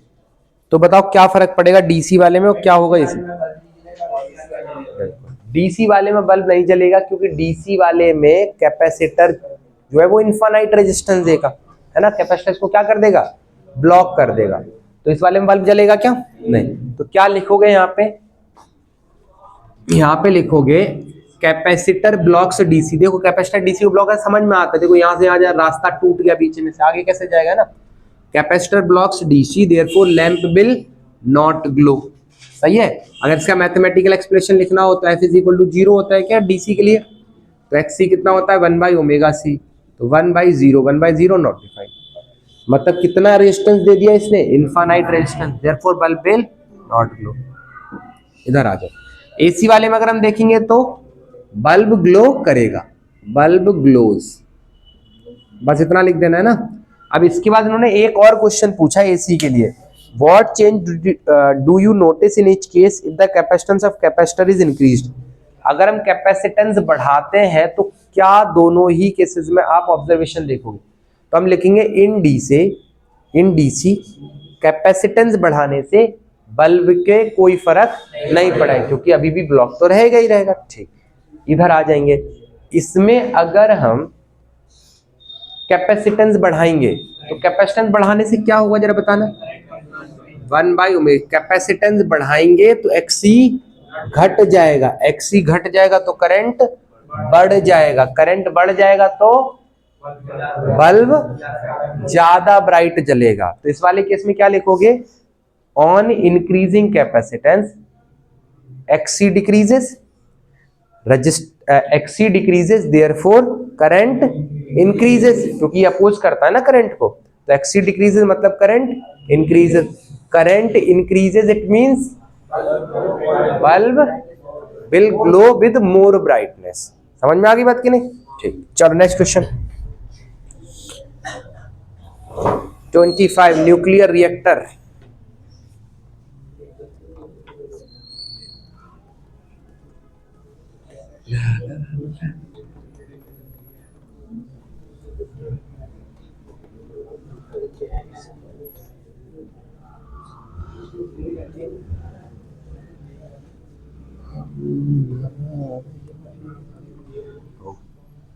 गाना गा रहे। चलो न्यूक्लियर रिएक्टर, एक यूरेनियम है जो फ्यूजन में कितनी एनर्जी रिलीज करता है? 100 मेगा इलेक्ट्रॉन वोल्ट। सुनना जरा ध्यान से, क्वेश्चन को समझाते। Question number 25। यूरेनियम का एक एटम जिसका मास नंबर कितना है? 235, ये कितनी एनर्जी रिलीज करता है? 100 mega electron volt energy release करता है। ठीक है, the reactor has 20% efficiency and the power produce is 200 megawatt. Efficiency 20% है, मतलब वो जितनी प्रोड्यूस करता है उसमें से 80% क्या हो जाती है, वेस्ट हो जाती है। इफिशियंसी 20% का मतलब वो 80% वेस्ट। तो अगर हमसे बोले कि इफिशियंसी का फॉर्मूला क्या होता है, पहले ये बताओ। आउटपुट बाय इनपुट, यही तो होता है। तो हम बोले इफिशियंसी को लिख दिया 20/100। आउटपुट कितना है बेटा, क्वेश्चन नंबर देखो, बोला आउटपुट पावर 200 मेगावाट है। 2000 है, अच्छा 2000 मेगावाट है। नीचे इनपुट पावर निकालना है। देखो इसको काट दो, कितनी बार में जाएगा ये, 100 बार में। तो इनपुट पावर कितना आ गया बताना,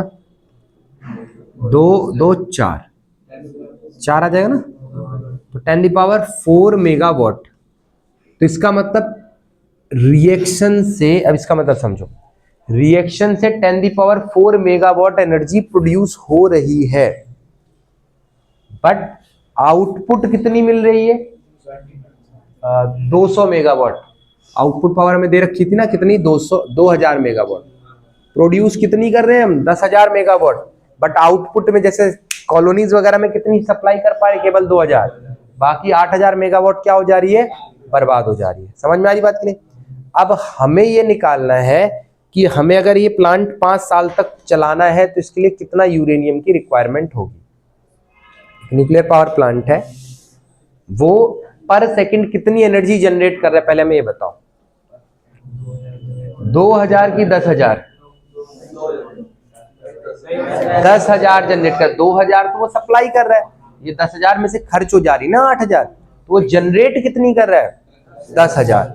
ये कितनी देर में जनरेट कर रहा है, 1 सेकंड में, क्योंकि यूनिट क्या है, वॉट। तो हमसे पूछा 5 सेकंड में, सॉरी 5 साल में कितना मास चाहिए होगा जिससे कि ये पावर प्लांट 5 साल तक चलता रहे।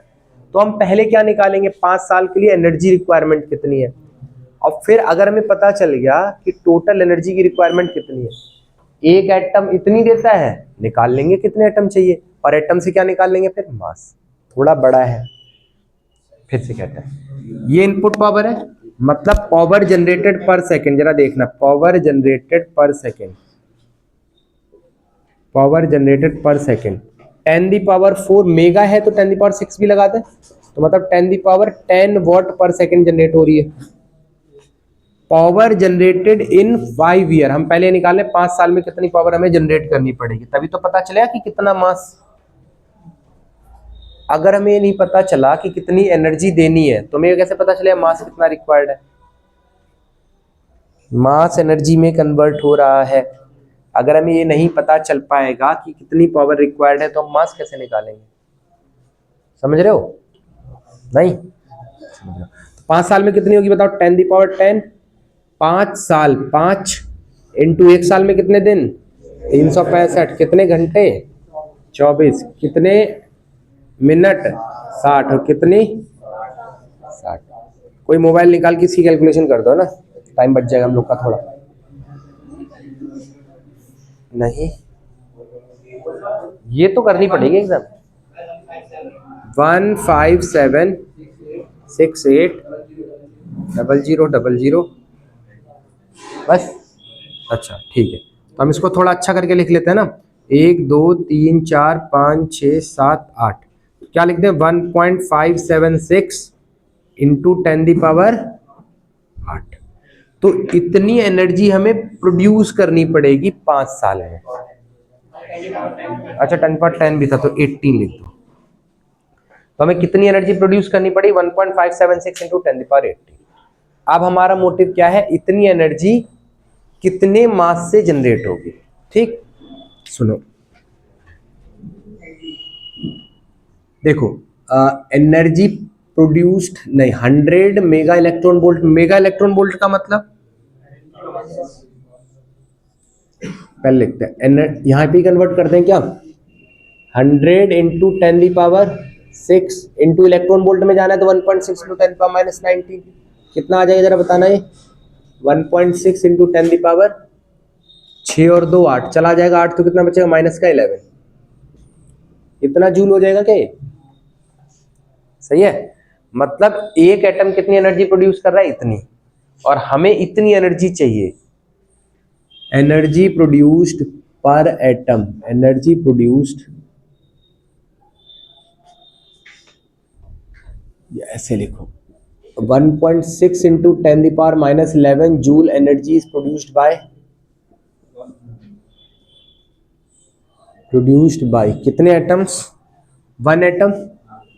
अच्छा, हमको कितनी एनर्जी प्रोड्यूस करनी, इतनी करनी है। तो अगर हम 1 जूल प्रोड्यूस करते तो अपॉन में चला जाता, तो हमें कितनी प्रोड्यूस करनी है, 1.576 इंटू 10⁻18 जूल एनर्जी प्रोड्यूस करनी है। तो ये कितने एटम से होगी बताना, 1/1.6 इंटू 10⁻11 इंटू 1.576 इंटू 10⁻18।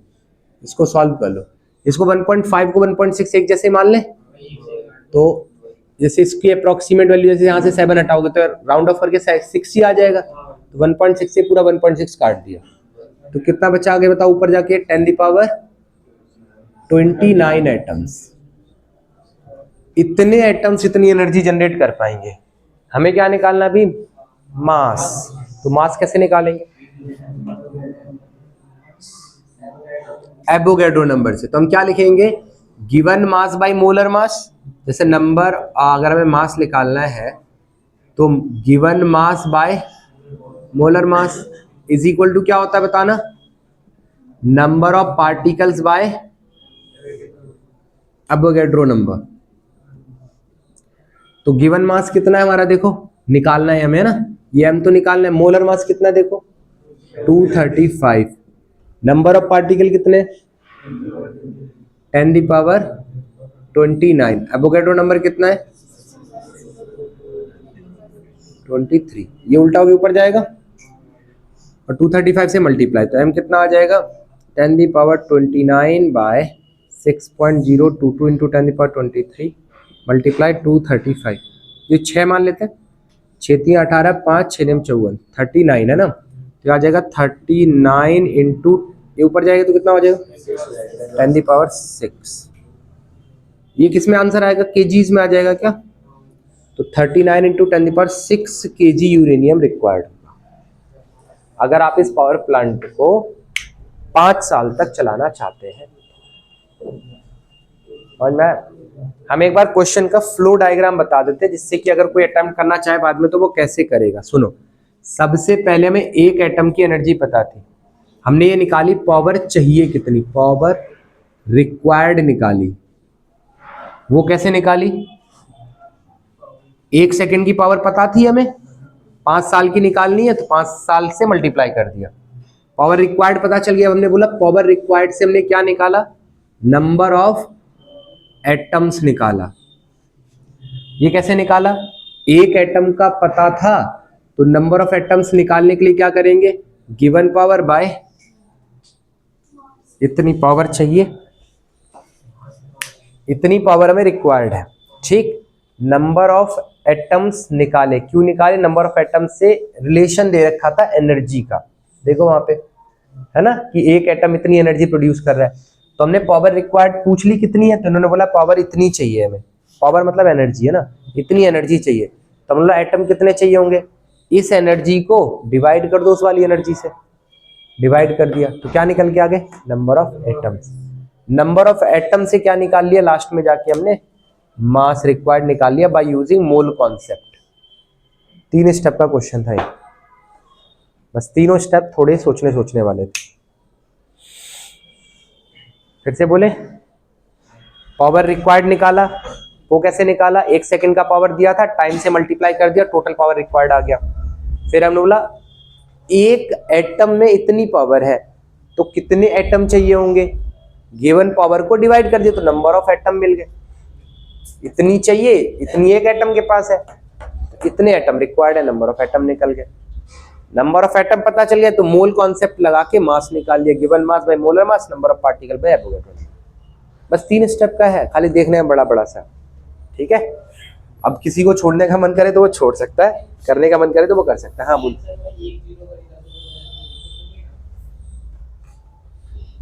तुमने इतना कर दिया, इसमें तुम्हें 3 में से 2.5 नंबर तो मिल गए। हाँ बोलो, जाओ।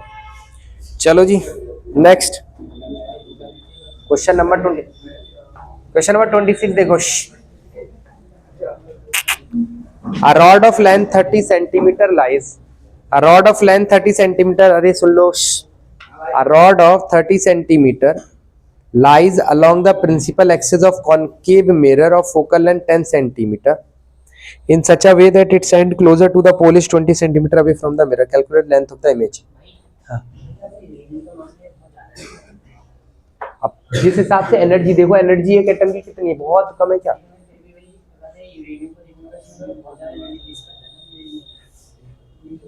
अब है तो है, इतना आया है कैलकुलेशन से. कॉन्सेप्ट में कोनो गड़बड़ नहीं है ना. कैलकुलेशन में हो तो हो सकता है, ठीक है. नहीं कह रहे कि यूरेनियम का मास बहुत ज्यादा है. क्या पीछे इतना ही आ रहा है? पीछे आंसर दिया है. अच्छा लास्ट वाला फोल्डर है इसका, सही है, इतना ही आ रहा है. अब है तो है भाई, तो डेटा के हिसाब से आया है ना, यही आ रहा है. अच्छा ये इसमें पीछे आंसर दे रखे थे, ठीक है तो यही आ रहा है. चलो आ जाओ, सुन लो. कौन सा क्वेश्चन बताए? हाँ जरा देखो इन्होंने क्या बोला. एक रॉड है 30 सेंटीमीटर की. इस क्वेश्चन को देखो कैसे करो. एक रॉड है 30 सेंटीमीटर की जो कहाँ रखी हमने? कॉनकेव मिरर के सामने. जैसे आप लोग अपना पेन रख दो अपने मिरर के सामने ले जाके, है ना, और फिर कोई आपसे पूछे कि जो मिरर की इमेज दिख रही है, सॉरी मिरर में जो इमेज दिख रही है हमारे पेन की, वो कितनी बड़ी होगी, हमें निकालने के लिए बोले, तो हम कैसे निकालेंगे? Need a break? नो. चल हाँ बिल्कुल, धीरे धीरे बैठे रहो, धीरे धीरे धीरे धीरे. ये हमारा क्या हो गया? कॉनकेव मिरर हो गया, ठीक है. क्या हो गया? ये क्या है? देखो एक रॉड है, ठीक है. इसकी लेंथ कितनी दी है? 30 सेंटीमीटर दी है, ठीक है. इन्होंने बोला क्लोजर एंड कितनी दूर है मिरर से? ये जो क्लोजर एंड का डिस्टेंस है कितना है? 20 सेंटीमीटर है क्या? तो हमसे पूछा है कि बता दो जो इस इमेज बनेगी उसकी लेंथ कितनी होगी. तो देखो हम दो बार image formula, length formula use करें. एक बार ये वाला पोर्शन का इमेज बता देंगे कहां पे है, एक बार इसका इमेज डिस्टेंस बता देंगे कहां पे. उन दोनों के बीच का जो गैप होगा वही तो इमेज का साइज होगा. समझ में आया कैसे करने वाले हम? तो इस पॉइंट को हम नाम दे देते हैं P, इसको नाम देते हैं Q. तो हम पहले किसकी इमेज निकालने वाले? इमेज ऑफ Q निकाल रहे हैं. Image of Q. Focal length कितनी दी है? +10 की -10? -10 है ना, कॉनकेव मिरर है. तो इमेज ऑफ Q निकालते हैं. जरा देखो इमेज ऑफ Q कैसे लिखोगे? 1/f = 1/v + 1/u की माइनस, चलो ये लिख दो -10. v हमें निकालना है. u कितना? अच्छा इस Q पॉइंट का डिस्टेंस कितना होगा? Image distance 50. ये देखो 20 और ये 30, कितना हो जाएगा? -50. इसको इधर ले आओ तो ये हो जाएगा -1/10 + 1/50 = 1/v. एलसीएम कितना आ जाएगा? 50. कितना आएगा? ये -5 + 1 = 1/v. v कितना आ जाएगा? 50/4. काट दो, कितना आएगा बताना? अच्छा माइनस का आएगा, बिल्कुल. काट के कितना आएगा? 4 × 4, 4 दूनी 8, 4 पंजे 20, 12.5. ये हमारे Q पॉइंट की पोजीशन आ गई ना, BQ निकल गया. अभी हम किसकी इमेज निकालेंगे? P की इमेज निकालेंगे. तो इमेज ऑफ P कैसे निकालोगे? जरा देखो image of P. Image of P क्या लिखोगे? 1/v + 1/u = 1/f. तो 1/v. तब P का ऑब्जेक्ट डिस्टेंस कितना है जरा बताना? -20. f हमें निकालना है. f कितना होगा बताओ? सॉरी f दे रखा है हमें, -10. इसको उधर लेके जाओ. तो 1/v = -1/10 + 1/20. एलसीएम ले लो. 1/v = कितना आ जाएगा? 20 आ जाएगा. -2 + 1, तो 1/v = -1/20. तो v आ जाएगा हमारा -20 सेंटीमीटर. ये bp आ गया क्या? तो देखो BQ 12.5 पे बना और BP -20 पे बना. तो इन दोनों के बीच का जो गैप है वो किसका डिस्टेंस है? इसकी इमेज का डिस्टेंस है क्या? तो क्या हम ऐसे कह दें कि लेंथ ऑफ इमेज जो होगी, लेंथ ऑफ इमेज जो होगी वो कितनी होगी, बीपी के मैग्नीट्यूड में से बीक्यू का मैग्नीट्यूड माइनस कर दो। मैग्नीट्यूड क्यों ले, वो तो साइन कन्वेंशन तो ये बता रहा है ना कि किधर बन रही है। इसका मतलब ये है कि क्यू पॉइंट यहां से कितनी दूर बना है, 12.5, मतलब क्यू पॉइंट यहां से दिखा है तो क्यू की पोजीशन ये है, इमेज में है ना, क्यू की पोजीशन ये है, और पी की पोजीशन कहाँ है, ये 20 सेंटीमीटर यहां से दूर, मतलब पी की पोजीशन ये है। इसको क्यू डैश कहते हैं, इसको पी डैश कहते हैं, दोनों की पोजीशन हमने निकाल ली। ये कितनी दूर है यहां से, 12.5, और ये यहां से कितनी दूर है, 20 दूर है। तो इन दोनों के बीच का जो गैप होगा वही तो इमेज की लेंथ है। तो लेंथ ऑफ इमेज अगर हम लिखें तो वीपी माइनस वी क्यू कर दो, 20 माइनस 12.5 कितना बचेगा, 7.5। ये हुआ आंसर, समझ आया। चलो question number 27, monochromatic light incident on a metal surface emits electron with kinetic energy from 0 to 2.6 electron volt. What is the least energy of the incident photon if the tightly bound electron needs to this? ये 4.2 electron volt क्या दिया question ने, 4.2 electron volt क्या दिया है question ने, पढ़ तो लो एक बार, क्या दिया है, वर्क फंक्शन दिया है। उन्होंने बोला कि इलेक्ट्रॉन निकालने के लिए हमें कितना चाहिए, 4.2 इलेक्ट्रॉन वोल्ट की एनर्जी चाहिए होगी फ्रॉम 0 टू 2.6 इलेक्ट्रॉन वोल्ट। अच्छा, और जो काइनेटिक एनर्जी मैक्सिमम वो कितनी है, 2.6 इलेक्ट्रॉन वोल्ट। तो ये क्वेश्चन तो बेचारा बहुत सारी पूछ ले। मैक्सिमम काइनेटिक एनर्जी का फॉर्मूला क्या होता है जरा बताना, energy of photon plus work function, अच्छा माइनस वर्क फंक्शन होता है। हमें क्या चाहिए, ई की वैल्यू चाहिए ना, तो ई किसके बराबर हो जाएगा बताना, kinetic energy plus work function.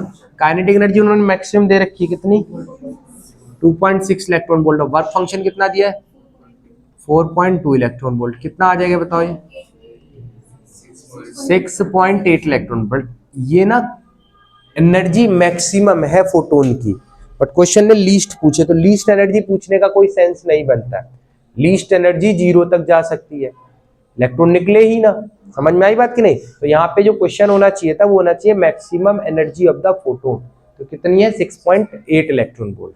ठीक बात, अब आया है तो आया है, क्या कर सकते हो, लॉटरी लग जाती, कभी कभी 2 नंबर में इतना बड़ा दे देता है। नेक्स्ट क्वेश्चन देखो, use Lenz law to determine the direction of induced current in the situation described by the figure. ये सेम आ गया क्या, पहले किया था, आप तो आंसर बता दो फिर। ये बड़ा होगा तो फ्लक्स बढ़ रहा है मतलब ये घटाने की कोशिश करेगा, घटाएगा तो कैसा जनरेट करेगा, डॉट वाला, घटाएगा तो डॉट वाला जनरेट करेगा। डॉट वाला मतलब बाहर, बाहर मतलब नॉर्थ, नॉर्थ मतलब एंटी क्लॉकवाइज, तो कैसा आ गया, एंटी क्लॉकवाइज करंट जनरेट होगा। ठीक है, next circular, same to same है भाई, एकदम कॉपी पेस्ट मार दिए। इसमें क्या होगा, फ्लक्स घट रहा है तो सपोर्ट करेगा, सपोर्ट करने के लिए कहाँ आएगा, बाहर ही आएगा, बाहर आएगा तो मतलब नॉर्थ पोल, नॉर्थ पोल मतलब एंटी क्लॉकवाइज। बाहर आएगा तो नॉर्थ पोल, समझते हैं, नॉर्थ पोल से मैग्नेटिक फील्ड निकलती है ना, इसलिए बाहर आने पे नॉर्थ पोल बोले। अंदर जा रहा होता तो क्या बोलते हैं, साउथ, तो साउथ पोल की तरफ जाती है। ठीक, चलो जी क्वेश्चन नंबर, इसके और में देख लो।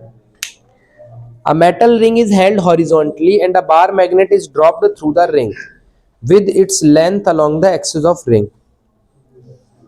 What will be the acceleration of falling bar magnet? देखो इन्होंने बोला एक रिंग है, ऐसा क्वेश्चन हम लोगों ने क्लास में डिस्कस किया था क्या। एक रिंग है, उस रिंग के ऊपर हमने क्या किया, एक मैग्नेट डाली, तो आपसे पूछा गया इस मैग्नेट का एक्सेलरेशन बता दो, जी से कम। अब एक्सप्लेनेशन में कैसे लिख दोगे, जब मैग्नेट इस कॉइल के पास जाएगी तो कॉइल से फ्लक्स चेंज हो रहा होगा, कॉइल से फ्लक्स चेंज होगा तो वो उसको अपोज करेगा, अपोज करेगा तो जो एक्सेलरेशन होगा मैग्नेट का वो जी से क्या हो जाएगा, कम हो जाएगा। समझ आया क्या बोला मैं, ठीक, सुन लेना दोबारा से तब आ जाएगा। Next, consider a metal ring kept on a top of a fixed solenoid. The center of the ring coincide with the axis of the solenoid. If the current is suddenly switched on, the metal ring jumps up. Explain. इन्होंने क्या बोला, देखो एक हमारे पास ये solenoid है, ठीक है, इसके ऊपर हमने क्या रख दी, एक प्लेट रख दी ऐसे, अब जैसे ही सोलेनॉइड में हमने करंट स्विच ऑन किया वैसे ये ना जंप कर गई ऊपर, तो ऐसा क्यों हुआ होगा? देखो ये सोलेनॉइड है, जैसे हमने करंट ऑन किया वैसे ही इसमें से एकदम से मैग्नेटिक फील्ड बढ़ी, वो मैग्नेटिक फील्ड इस वाले इसके ऊपर जो प्लेट रखी थी उससे पास करेगी। अब ये कॉइल क्या करेगी? उसको अपोज करेगी। क्यों अपोज करेगी? क्योंकि इसके थ्रू फ्लक्स चेंज हो रहा है। चेंजिंग फ्लक्स क्या जनरेट करता है? इंड्यूस्ड करंट जनरेट करता है। इंड्यूस्ड करंट की डायरेक्शन कैसे होती है? ऐसे होती है जो अपने कॉज को क्या करे? अपोज करे। इसका मतलब जब इसके थ्रू फ्लक्स चेंज हो रहा होगा तो इस रिंग के थ्रू भी फ्लक्स चेंज हो रहा होगा। अब इस रिंग में जब फ्लक्स चेंज होगा तो flux changing flux induced current generate करेगा, और वो इस तरह से जनरेट करेगा कि वो इसको क्या करे? अपोज करे। तो अगर ये इसको अपोज करेगा तो ये दोनों एक दूसरे को रिपेल करने लग जाएंगे क्या? बूम, ये रहा हमारा सोलेनॉइड। इसमें मैग्नेटिक फील्ड कैसी बनी? बहुत अच्छी बनी। चलो, इसमें ऐसी मैग्नेटिक फील्ड बन गई, ठीक है। अब इसके ऊपर क्या रखा है? एक प्लेट रख दी हमने, ठीक। अब इस प्लेट के थ्रू जब ये पास करेगा तो इसमें क्या जनरेट होगा? ईएमएफ। अब आप सोचो, इस तरह मैग्नेटिक फील्ड बढ़ रही है तो ये क्या करेगा? घटाने की कोशिश करेगा।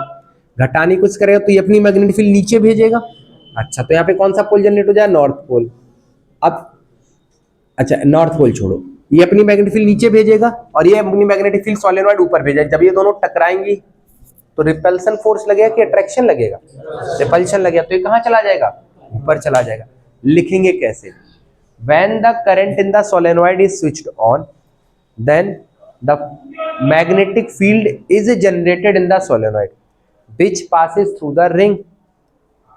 This magnetic field generates a induced current in the ring which opposes the applied field. जो ये applied field है उसको क्या करेगा? अपोज करेगा, such that it produces its own magnetic field in opposite direction of applied field. Therefore, it experiences a repulsive force. समझ में आया? नहीं है तो बताओ, हम दोबारा एक्सप्लेन कर देंगे। यहां से फ्लक्स गया, इस रिंग में पास कर रहा था, तो इस रिंग में पास करते करते इसको ऐसी फीलिंग आई कि अच्छा मेरे अंदर से तो फ्लक्स चेंज हो रहा है, तो मैं इंड्यूस कर दूं करंट को। तो करंट इंड्यूस करते टाइम वो ऐसा इंड्यूस करेगा कि अपना फ्लक्स कहां बनाए? नीचे की तरफ बनाए। तो ये फ्लक्स देखो, दोनों एक दूसरे को अपोज कर रहे हैं। अपोज कर रहे हैं तो रिपल्सन फोर्स लगेगी। जहां दो मैग्नेटिक फील्ड इलेक्ट्रिक फील्ड टकराती है वहां रिपल्सिव फोर्स ही तो लगती है। तो रिपल्सिव फोर्स लगेगी तो ये कहां कर जाएगी? ऊपर जंप कर जाएगी। समझ में आया? चलो, सेक्शन डी देखो। हाँ भैया,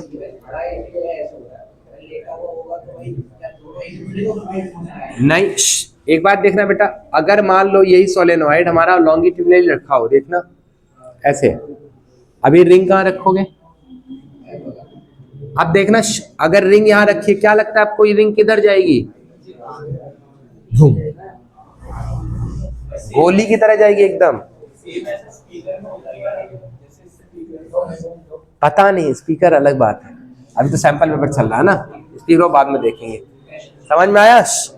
अभी अगर हम यहाँ पे रख देंगे तो ये किधर जाएगी? इधर जाएगी। तो सोचो कितना मस्त है ना, गोली यूज कर सकते हैं हम, इसको बंदूक बना ली हमने बिना केमिकल एनर्जी के। करंट ऑन किया, धुन से सीधा strike.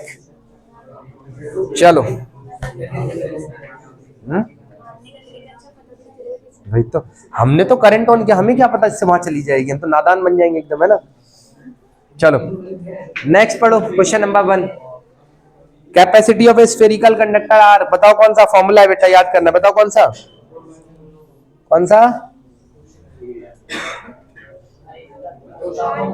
4 pi epsilon naught R, C option.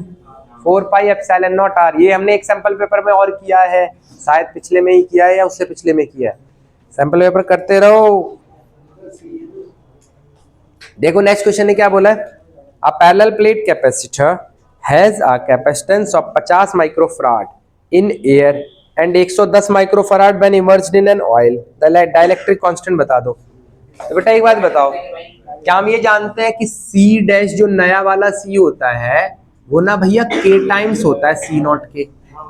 नया वाला दिया 110, के हमको पता नहीं, सी नॉट कितना दिया है 50, तो के की वैल्यू कितनी आ जाएगी 110 बाई 50, काट दो 2.2। कौन सा ऑप्शन हो गया देखो, डी ऑप्शन हो गया। मुश्किल था क्या? 2.2 कहाँ है? अच्छा इधर है। नेक्स्ट, सेम क्वेश्चन हम पहले भी कर चुके हैं, सेम टू सेम, कुछ भी चेंज नहीं था उस क्वेश्चन में। अब ये नहीं पता मैं कौन से सैंपल पेपर में था, यही सेम क्वेश्चन कर चुके हैं।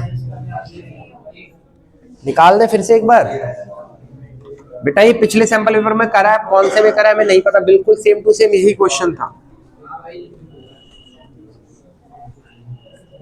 Let's see. देखो बेटा एक बात बताओ, सुनो, ये दोनों सीरीज में है कि पैरेलल में है? सीरीज में। ये d/2 बेटा पैरेलल में कैसे होंगे? यहां से जितना चार्ज आएगा यहां यहां यहां सेम चार्ज ही तो जाएगा, तो सीरीज है कि पैरेलल है? सीरीज है। बातें नहीं, डायपोल्स का डी अलाइनमेंट हो रहा है आपके, अरेंज करो उनको। अभी इलेक्ट्रिक फील्ड लगी हुई है, तो डी अलाइनमेंट कैसे होता है? नेचुरल फिनोमेना आप खराब कर रहे हो। चलो पहले C1 निकाल ले। C1 क्या होगा बेटा, देखना, एप्सिलॉन नॉट A d/2, तो 2 epsilon not A by D आ जाएगा। C2 निकालोगे तो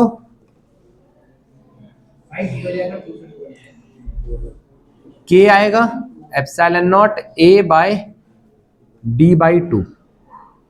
K की वैल्यू कितनी है 2, तो कितना हो जाएगा 2 एप्सिलॉन नॉट A D/2। ये 2 उल्टा के ऊपर चला है, कितना हो जाएगा 4 epsilon not A by D।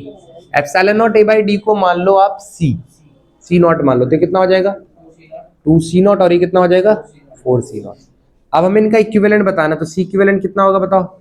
Series में क्या होता है C1 C2 by C1 plus C2, 2C not into 4C not divided by 2C not plus 4C not, ये हो जाएगा 8C not square by 6C not. एक C नॉट से एक C नॉट कट गया, 4/3C नॉट। C नॉट की value epsilon not A by D मानी थी ना, इसी को तो C नॉट माना है, 2C नॉट तभी तो हुआ, तो कितना हो जाएगा 4/3 epsilon not A by D। कौन सा ऑप्शन सही है? ए ऑप्शन सही है, याद हो गया। चलो नेक्स्ट क्वेश्चन देखो। The potential of the two plates of capacitor are plus 10 volt and minus 10 volt. The charge on one of the plate is 40 coulomb. The capacitance of the capacitor is, बताओ जी कैसे करोगे? Question क्या बोले हैं,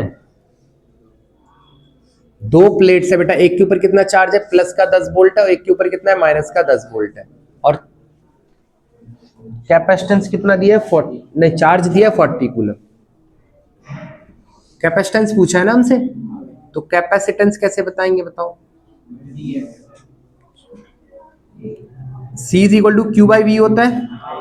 कौन सा V डालें? 10 volt 20 डालेंगे। पोटेंशियल डिफरेंस डालते थे क्या यहाँ पे? तो 10 और -10 के बीच में कितना गैप होता है? 20 का गैप होता है। 40/20 तो कितना हो गया? 2 फराड हो गया। देखो 4 फराड भी ऑप्शन में है, अगर कोई 10 डाल देता तो 40/10 करके 4 आ जाता है कि नहीं? समझदार लोग हैं वो नहीं पता हम लोग क्या करने वाले हैं। Next, the capacity of A parallel plate conductor depends on, ये तो डायरेक्टली बता दो। कौन बताएगा इसका आंसर? बोलो जल्दी से।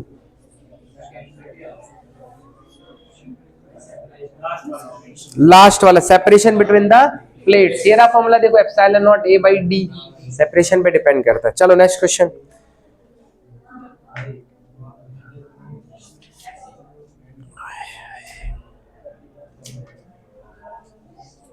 कुछ नहीं, पढ़ो। A galvanometer can be converted into voltmeter of given range, है ना? आप ये वाला क्वेश्चन पढ़ो एक बार, है ना? हम जरा 9th वालों को बोल के आता, 3 घंटा लगातार बैठना और किसी सामने वाले इंसान को सुनना बहुत बड़ी बात होती है। तो ह्यूमन है, हम समझते हैं तुम्हारे मन की फीलिंग, तो अगर किसी को जाने का मन है जा सकता है। हाँ बिल्कुल बुरा, हाँ अगर हम पढ़ा रहे होते तो एक बार को हम बुरा मान सकते थे कि भाग गया, बाद में कौन कराएगा ना, अभी तो पेपर करा रहे हो, वो भी इस फॉर्म में कि आपके बाद अवेलेबल हो जाएगा। तो अगर किसी को जाने का मन कर रहा है, नहीं मेरे को जाना है, तो वो जा सकता है, घर जाके नहाएगा धोएगा खाएगा पिएगा फिर दोबारा कर लेगा। टाइम ही तो देना है, तो टाइम कैसे भी दे दो, हम तो बार बार कह रहे हैं। चलो नेक्स्ट क्वेश्चन पढ़ो, स्टार्ट हो गया ना देखना। A galvanometer can be converted into voltmeter of given range by connecting a suitable resistance RS in series with the galvanometer whose value is given। ये क्यों पढ़ रहे हैं हम, इधर इधर क्वेश्चन नंबर 1। मुझे क्वेश्चन बहुत बड़ा सा हो गया। देखो क्वेश्चन ने क्या बोला, 10 milli ampere current can pass through a galvanometer of resistance 25 ohm. What resistance in series should be connected through it so that it is converted into a voltmeter of 100 volt. तो बेटा voltmeter का diagram तो फिलहाल उन्होंने दे ही दिया है ना, बहुत शरीफ लोग हैं, वरना ये लोग देते नहीं तो हम बना लेते। कुछ नहीं करना होता है, गैल्वेनोमीटर के सीरीज में क्या जोड़ देना है, एक रेजिस्टेंस जोड़ देना है। तो हमसे पूछा है हम कितना रेजिस्टेंस जोड़े जिससे कि वोल्टमीटर की रेंज कितनी हो जाए, 100। इधर आओ, पता है नो बोलने की आदत होनी चाहिए, इस चक्कर में ना बहुत सारे लोग बहुत सारा सफर करते हैं। बताओ, हम मना नहीं कर पाते लोगों को, है कि नहीं, और उस चक्कर में हम खुद को परेशान करते रहते हैं। ये क्या हमारा आर, गैल्वेनोमीटर का रेजिस्टेंस कितना दिया बेटा, 25 ओम है ना। और इन्होंने बोला कि यहां से जो करंट पास हो रहा है वो कितना हो रहा है, 10 मिली एम्पियर का पास हो रहा है, ये भी बता दिया। अब इसमें वोल्ट कितना वोल्ट ड्रॉप करवाना है, 100 वोल्ट ड्रॉप करवाना है, ठीक है। तो एक बात बताओ, वोल्टेज का फॉर्मूला क्या होता है, आई इंटू आर होता है, सिंपल ही फॉर्मूला होता है। चल तो V इज इक्वल टू क्या लगाएंगे, आई, आर की जगह बेटा ये वाला और ये वाला दोनों रेजिस्टेंस आएंगे क्या, तो क्या लिखते हैं G प्लस आर। तो कितना सिंपल क्वेश्चन है, केवल ओम्स लॉ का। B दिया है 100, I दिया है 10 milli ampere, 10 into 10 power -3, G हमें पता नहीं, सॉरी G पता है 25, R हमें निकालना है। तो बेटा डिवाइड में आ जाएगा, देखो एक जीरो से एक जीरो तो ऐसे ही कट गया, 10 अपॉन में 10 power -3 is equal to 25 plus ये ऊपर जाएगा 10 पावर +3 हो जाएगा, तो हो जाएगा 10 power 4 is equal to 25 plus R। तो R की वैल्यू 10,000 में से 25 घटा दो, कितना बचा, 9,975 हो।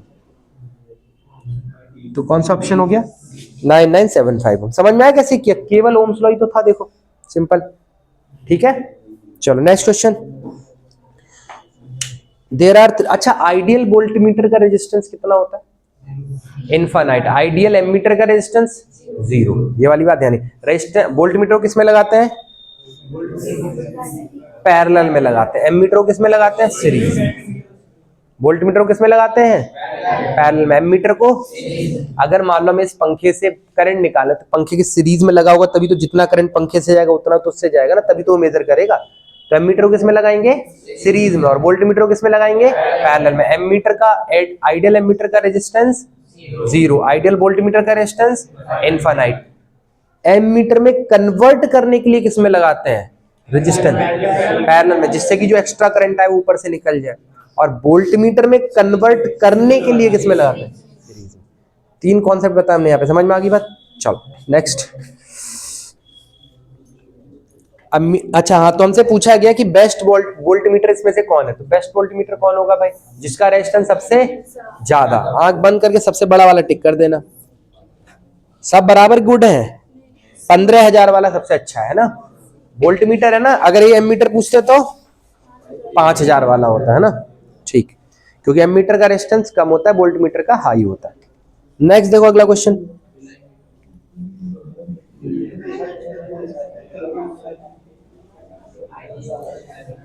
सेम टू सेम क्वेश्चन दिया है, देखो बेटा जैसे ऊपर था। इस बार उन्होंने क्या बोला है कि करंट कितना जा रहा है, 25 मिली एम्पियर का करंट कितना है, 25। 0 से 25 बोल दिया, मैक्सिमम मतलब 25 ही जा सकता है। करंट 25 मिली एम्पियर का जा रहा है, एंड रेजिस्टेंस उसका कितना है, 10 ओम। 25 की जगह क्या बोल दिया इस बार, 10 ओम है। Is to be converted to voltmeter with a range of 0 to 25 volt. Range कितनी दे रखी इस बार, 25 वोल्ट, मतलब वोल्टेज 25 वोल्ट ड्रॉप करवाना है। The resistance that should be connected in series will be, देखो फिर से आर निकालना है, सेम फॉर्मूला लगाना है। V is equal to I into R plus G. V कितना है हमारा बताओ, 25। I कितना है बेटा, 25 इंटू 10 पावर -3। R कितना है, आर आर बताओ निकालना है, और जी कितना है 10 है। सॉल्व कर लो, 25 से 25 खत्म, ये अपॉन में कितना आएगा 1/10⁻³ इज इक्वल टू r + 10। उल्टा होके ऊपर जाएगा 10⁻+3, मतलब 1000 में से 10 जाएगा तो 990 ओम। तो कितना जोड़ना पड़ेगा हमें 990 ओम जोड़ना पड़ेगा। कहाँ है, क्या कह रहे हो, क्यों, कौन सी वाली, ये वाली किसमें कन्वर्ट कर रहा है, देखो क्वेश्चन ने बोला, पढ़ो question, converted into volt meter of range this. ठीक बात, चलो दिमाग जवाब दे गया है। हम बोले थे रात में आराम से सो जाना, नहीं सुने, पल पल पे तो हम गाइड कर रहे हैं, फिर भी तुम नहीं मान रहे, 2-3 दिन हमारी बात मान लो। चलो, to convert MCG into a volt meter, बताओ रेजिस्टेंस जोड़ते हैं किसमें, सीरीज में, छोटा रेजिस्टेंस की बड़ा रेजिस्टेंस, छोटा की बड़ा, वोल्ट मीटर का रेजिस्टेंस क्या होता है, बहुत हाई होता है, इनफाइनाइट। तो कौन सा रेजिस्टेंस जोड़ेंगे, छोटा जोड़ेंगे कि बड़ा जोड़ेंगे, बड़ा, किसमें, सीरीज में, पैरेलल में, सीरीज में। तो कौन सा ऑप्शन हो गया, देखो बी हो गया, लो बी, अच्छा डी, ठीक है, डी फॉर दिल्ली है ना, IIT दिल्ली, ठीक बात। The resistance of an ideal voltmeter is, ideal voltmeter का रेजिस्टेंस इनफाइनाइट होता है, ठीक है, आइडियल एमीटर का 0 होता है। चलो जी, सेक्शन ई पे आ गए, कॉन्ग्रेचुलेशंस। ये तो छोटा सा लग रहा है आज, तो डेरिवेशन भरे पड़े हैं। चलो सेक्शन ई, अब डेरिवेशन अगले अगले सेक्शन में है ना। अच्छा निकल जान दो पहले इनको, है ना, उसके बाद करेंगे। आ जाओ बेटा वापस, है ना। State and drive mirror formula derivation है, बिल्कुल नहीं करना है ना, मतलब करना है, घर से करना है। क्या फॉर्मूला होता है मिरर फॉर्मूला, जल्दी से बताओ। 1/v - 1/u is equal to 1/f, plus होता है, बिल्कुल सही बात। चलो नेक्स्ट क्वेश्चन क्या कह रहा है बेटा, focal length of a convex lens in air is this, find focal length in water. ये तो बहुत आसान है, ऐसा क्वेश्चन बहुत इंपॉर्टेंट है, ये पहली बार भले ही आए बट ये बहुत इंपॉर्टेंट है। देखो फोकल लेंथ इन एयर लिखेंगे बेटा तो क्या लिखेंगे, म्यू -1 इंटू 1/r1 - 1/r2, ठीक। अगर ये वाटर के अंदर जाके लिखे तब क्या लिखेंगे बताना, mu of lens by mu of water -1 into 1/r1 - 1/r2, सही बात है।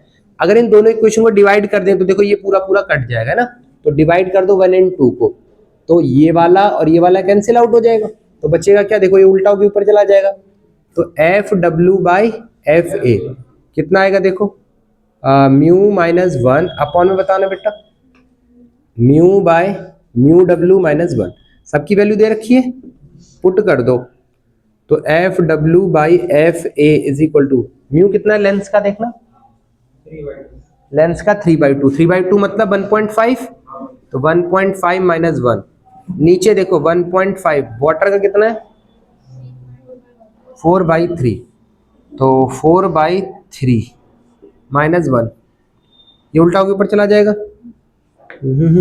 सॉल्व कर लो, FW/FA is equal to 0.5 divided by, बेटा इनको डिवाइड कर लो एक बार, पहले तो ये उल्टा होकर ऊपर चला 4.5 हो जाएगा, 4.5/4 - 1,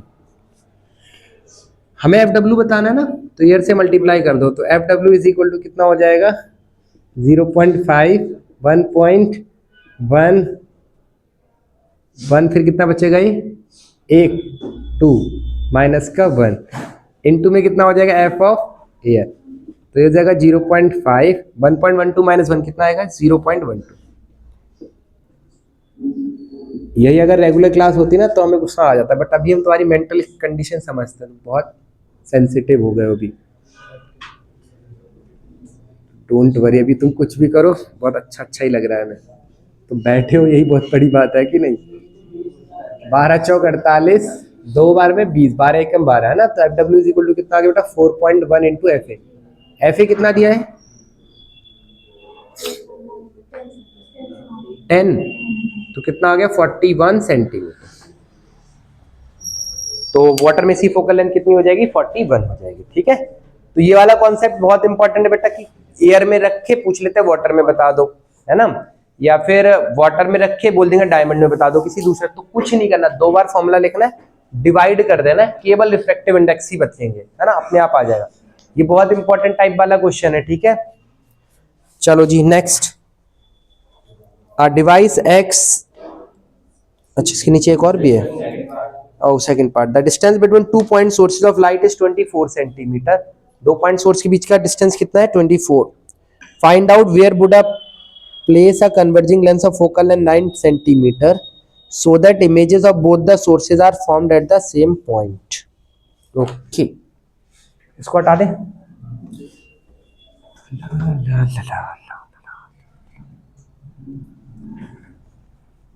10 मिनट में तो आज छुट्टी हो जाएगी, डोंट वरी।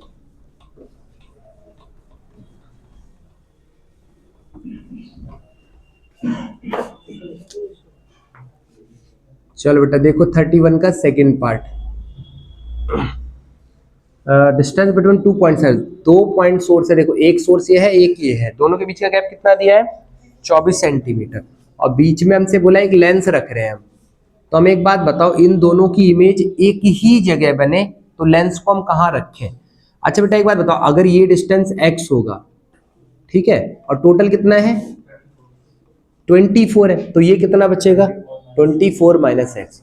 तो क्वेश्चन हमसे पता क्या बोला, हम इस लेंस को कहाँ रखें जिससे कि दोनों की इमेज क्या बने, एक ही पॉइंट पे बने, दोनों सोर्स की इमेज कहाँ बने एक ही पॉइंट पे। तो हम इसके लिए इमेज डिस्टेंस लगा देते हैं, इसके लिए लगा दिए, दोनों को बराबर रख देंगे। फॉर्मूला क्या होता है देखना, 1/f is equal to 1/v minus 1/u, हमें 1/b को इक्वल रखना ना, इसको इधर लेके आ जाओ, कितना हो जाएगा 1/f plus 1/u is equal to 1/v।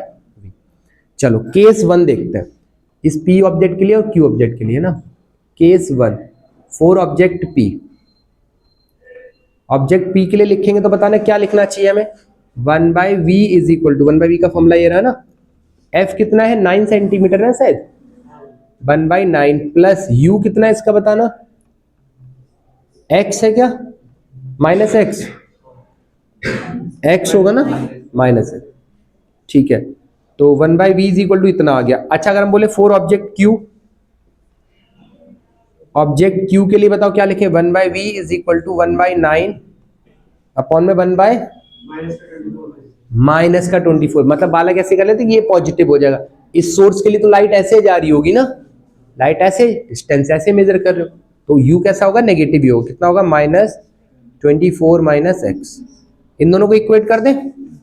चलो अकॉर्डिंग टू क्वेश्चन दोनों की इमेज सेम बननी चाहिए, according to equation question images of both object are at same point, therefore 1/v 1/v दोनों का बराबर रख दो, 1/9 कितना होगा बेटा plus 1 minus x is equal to बताना 1/9 प्लस 1 अपॉन में माइनस का 24 माइनस एक्स, 1/9 कैंसिल आउट हो गया, देखो ये बच्चा माइनस का 1/x और ये बच्चा माइनस का 24 माइनस एक्स, माइनस माइनस भी कैंसिल आउट, क्रॉस मल्टीप्लाई कर दो कितना आ जाएगा 24 minus x is equal to में कितना होगा x, इस x को इधर लेके जाओ कितना हो जाएगा ये 24 इज इक्वल टू 2x, तो x की वैल्यू कितनी आ जाएगी 12 सेंटीमीटर, मतलब कहाँ रखना है आपको, बिल्कुल मिड पे रखना है, तो कहाँ पे रखना पड़ेगा 12 सेंटीमीटर, समझ में आ गई वाली बात। चलो नेक्स्ट क्वेश्चन देखो, a device x is connected across an AC source of voltage this height this, identify the device x, देखो करंट की इक्वेशन में +π/2 हो रहा है, मतलब करंट आगे है, तो करंट आगे है तो कौन सी डिवाइस है कैपेसिटेंस, लिखेंगे कैसे, as the current is leading by π/2 therefore device x is capacitor, ठीक है। उसके बाद बोला है उसका रिएक्टेंस लिख दो, कैपेसिटर का रिएक्टेंस क्या होता है XC is equal to 1/ωc, ठीक। नेक्स्ट क्वेश्चन इसी का पार्ट देखो, draw graph showing the variation of voltage and current with time over 1 cycle of AC, उन्होंने बोला ग्राफ बना दो वोल्टेज और करंट का, तो ग्राफ कैसे बनेगा वोल्टेज और करंट का, देखना वोल्टेज तो 0 से स्टार्ट होता है, करंट आगे है तो ऊपर से स्टार्ट होगा क्या, तो करंट का ग्राफ ऐसे बन जाएगा ना,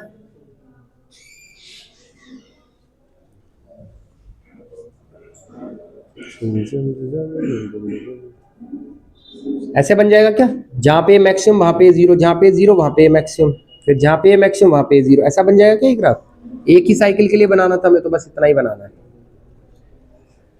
क्लियर हुआ कैसे बना? कोई डाउट किसी को? नहीं। Next, how does the reactance of the device x very with the frequency of AC, so this variation graphically. Reactance कैसे वेरी करेगा वो ग्राफिकली बता दो। तो रिएक्टेंस कैसे वेरी करता है बताना, फ्रीक्वेंसी के साथ इनवर्सली। तो क्या ऐसा ग्राफ बन जाएगा? जो कितना आसान है, एक्सी वर्सेज एफ। समझ में आया कैसे बना? ठीक। नेक्स्ट बोला draw the phasor diagram of the device x. Device x का फेजर डायग्राम कैसे बनेगा? फेजर डायग्राम, करंट आगे है तो पहले बेटा वोल्टेज बना लो, ये बन गया वोल्टेज, कितना एंगल पे? Omega T. करंट आगे बनाने तो समवेयर यहां चला जाएगा क्या? दिस इज करंट, कितने एंगल पे? Pi by 2। मुश्किल था इससे फेजर डायग्राम? समझ में आया कैसे बना? ओके। और में इसके देखो क्या दे रखा है, और में बेटा 3 ग्राफ दे रखे हैं और हमसे पूछा गया कि बताओ इसमें से कौन सा ग्राफ किसका है। ये क्वेश्चन पहले भी आया था, इसने पूछा ही था। अच्छा, एक बार हमने पावर का ग्राफ बनाया था लास्ट सैंपल पेपर में, तो हमने बोला था पावर का ग्राफ छोटा हो जाता है ना, सिकुड़ जाता है। ये वाली बात याद है सबको?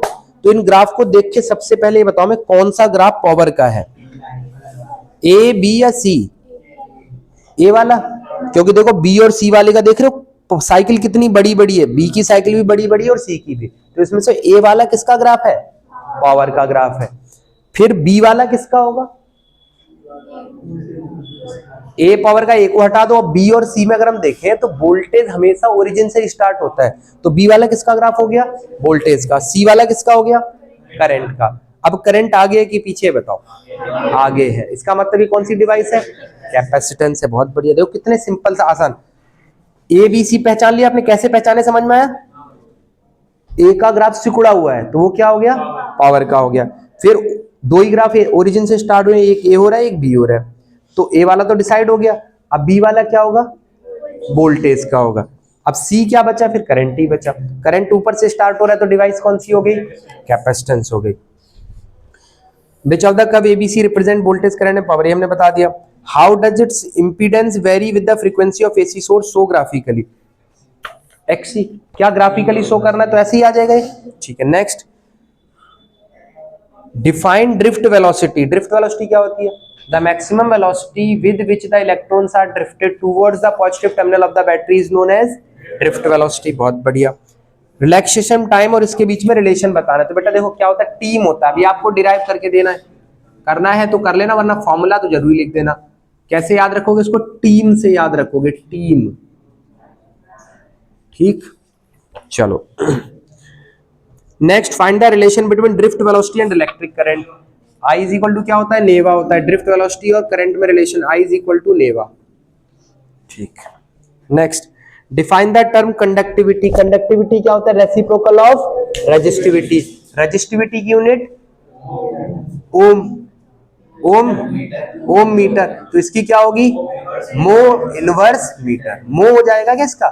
मोह पर मीटर। कंडक्टिविटी की यूनिट क्या होगी बेटा? मो पर मीटर। समझ पाए क्या वाली बात? ठीक बात। Next, using the concept of free electron in a conductor, derive the expression for conductivity of a wire in terms of number of density and relaxation time। कौन सा फॉर्मूला लगेगा बताओ? हाँ, m by रेजिस्टिविटी का formula लिखना है, m by ne square tau। hence obtain the relation between current density and the applied electric field। current density applied electric field में क्या रिलेशन होता है? Vector form of Ohm's law याद है? J is equal to sigma E। Current density electric field में relation. ठीक है, बस कितनी देर? ये लोगों ने 10 मिनट पहले दम तोड़ दिया है ना। चलो जी, हाँ जी भैया।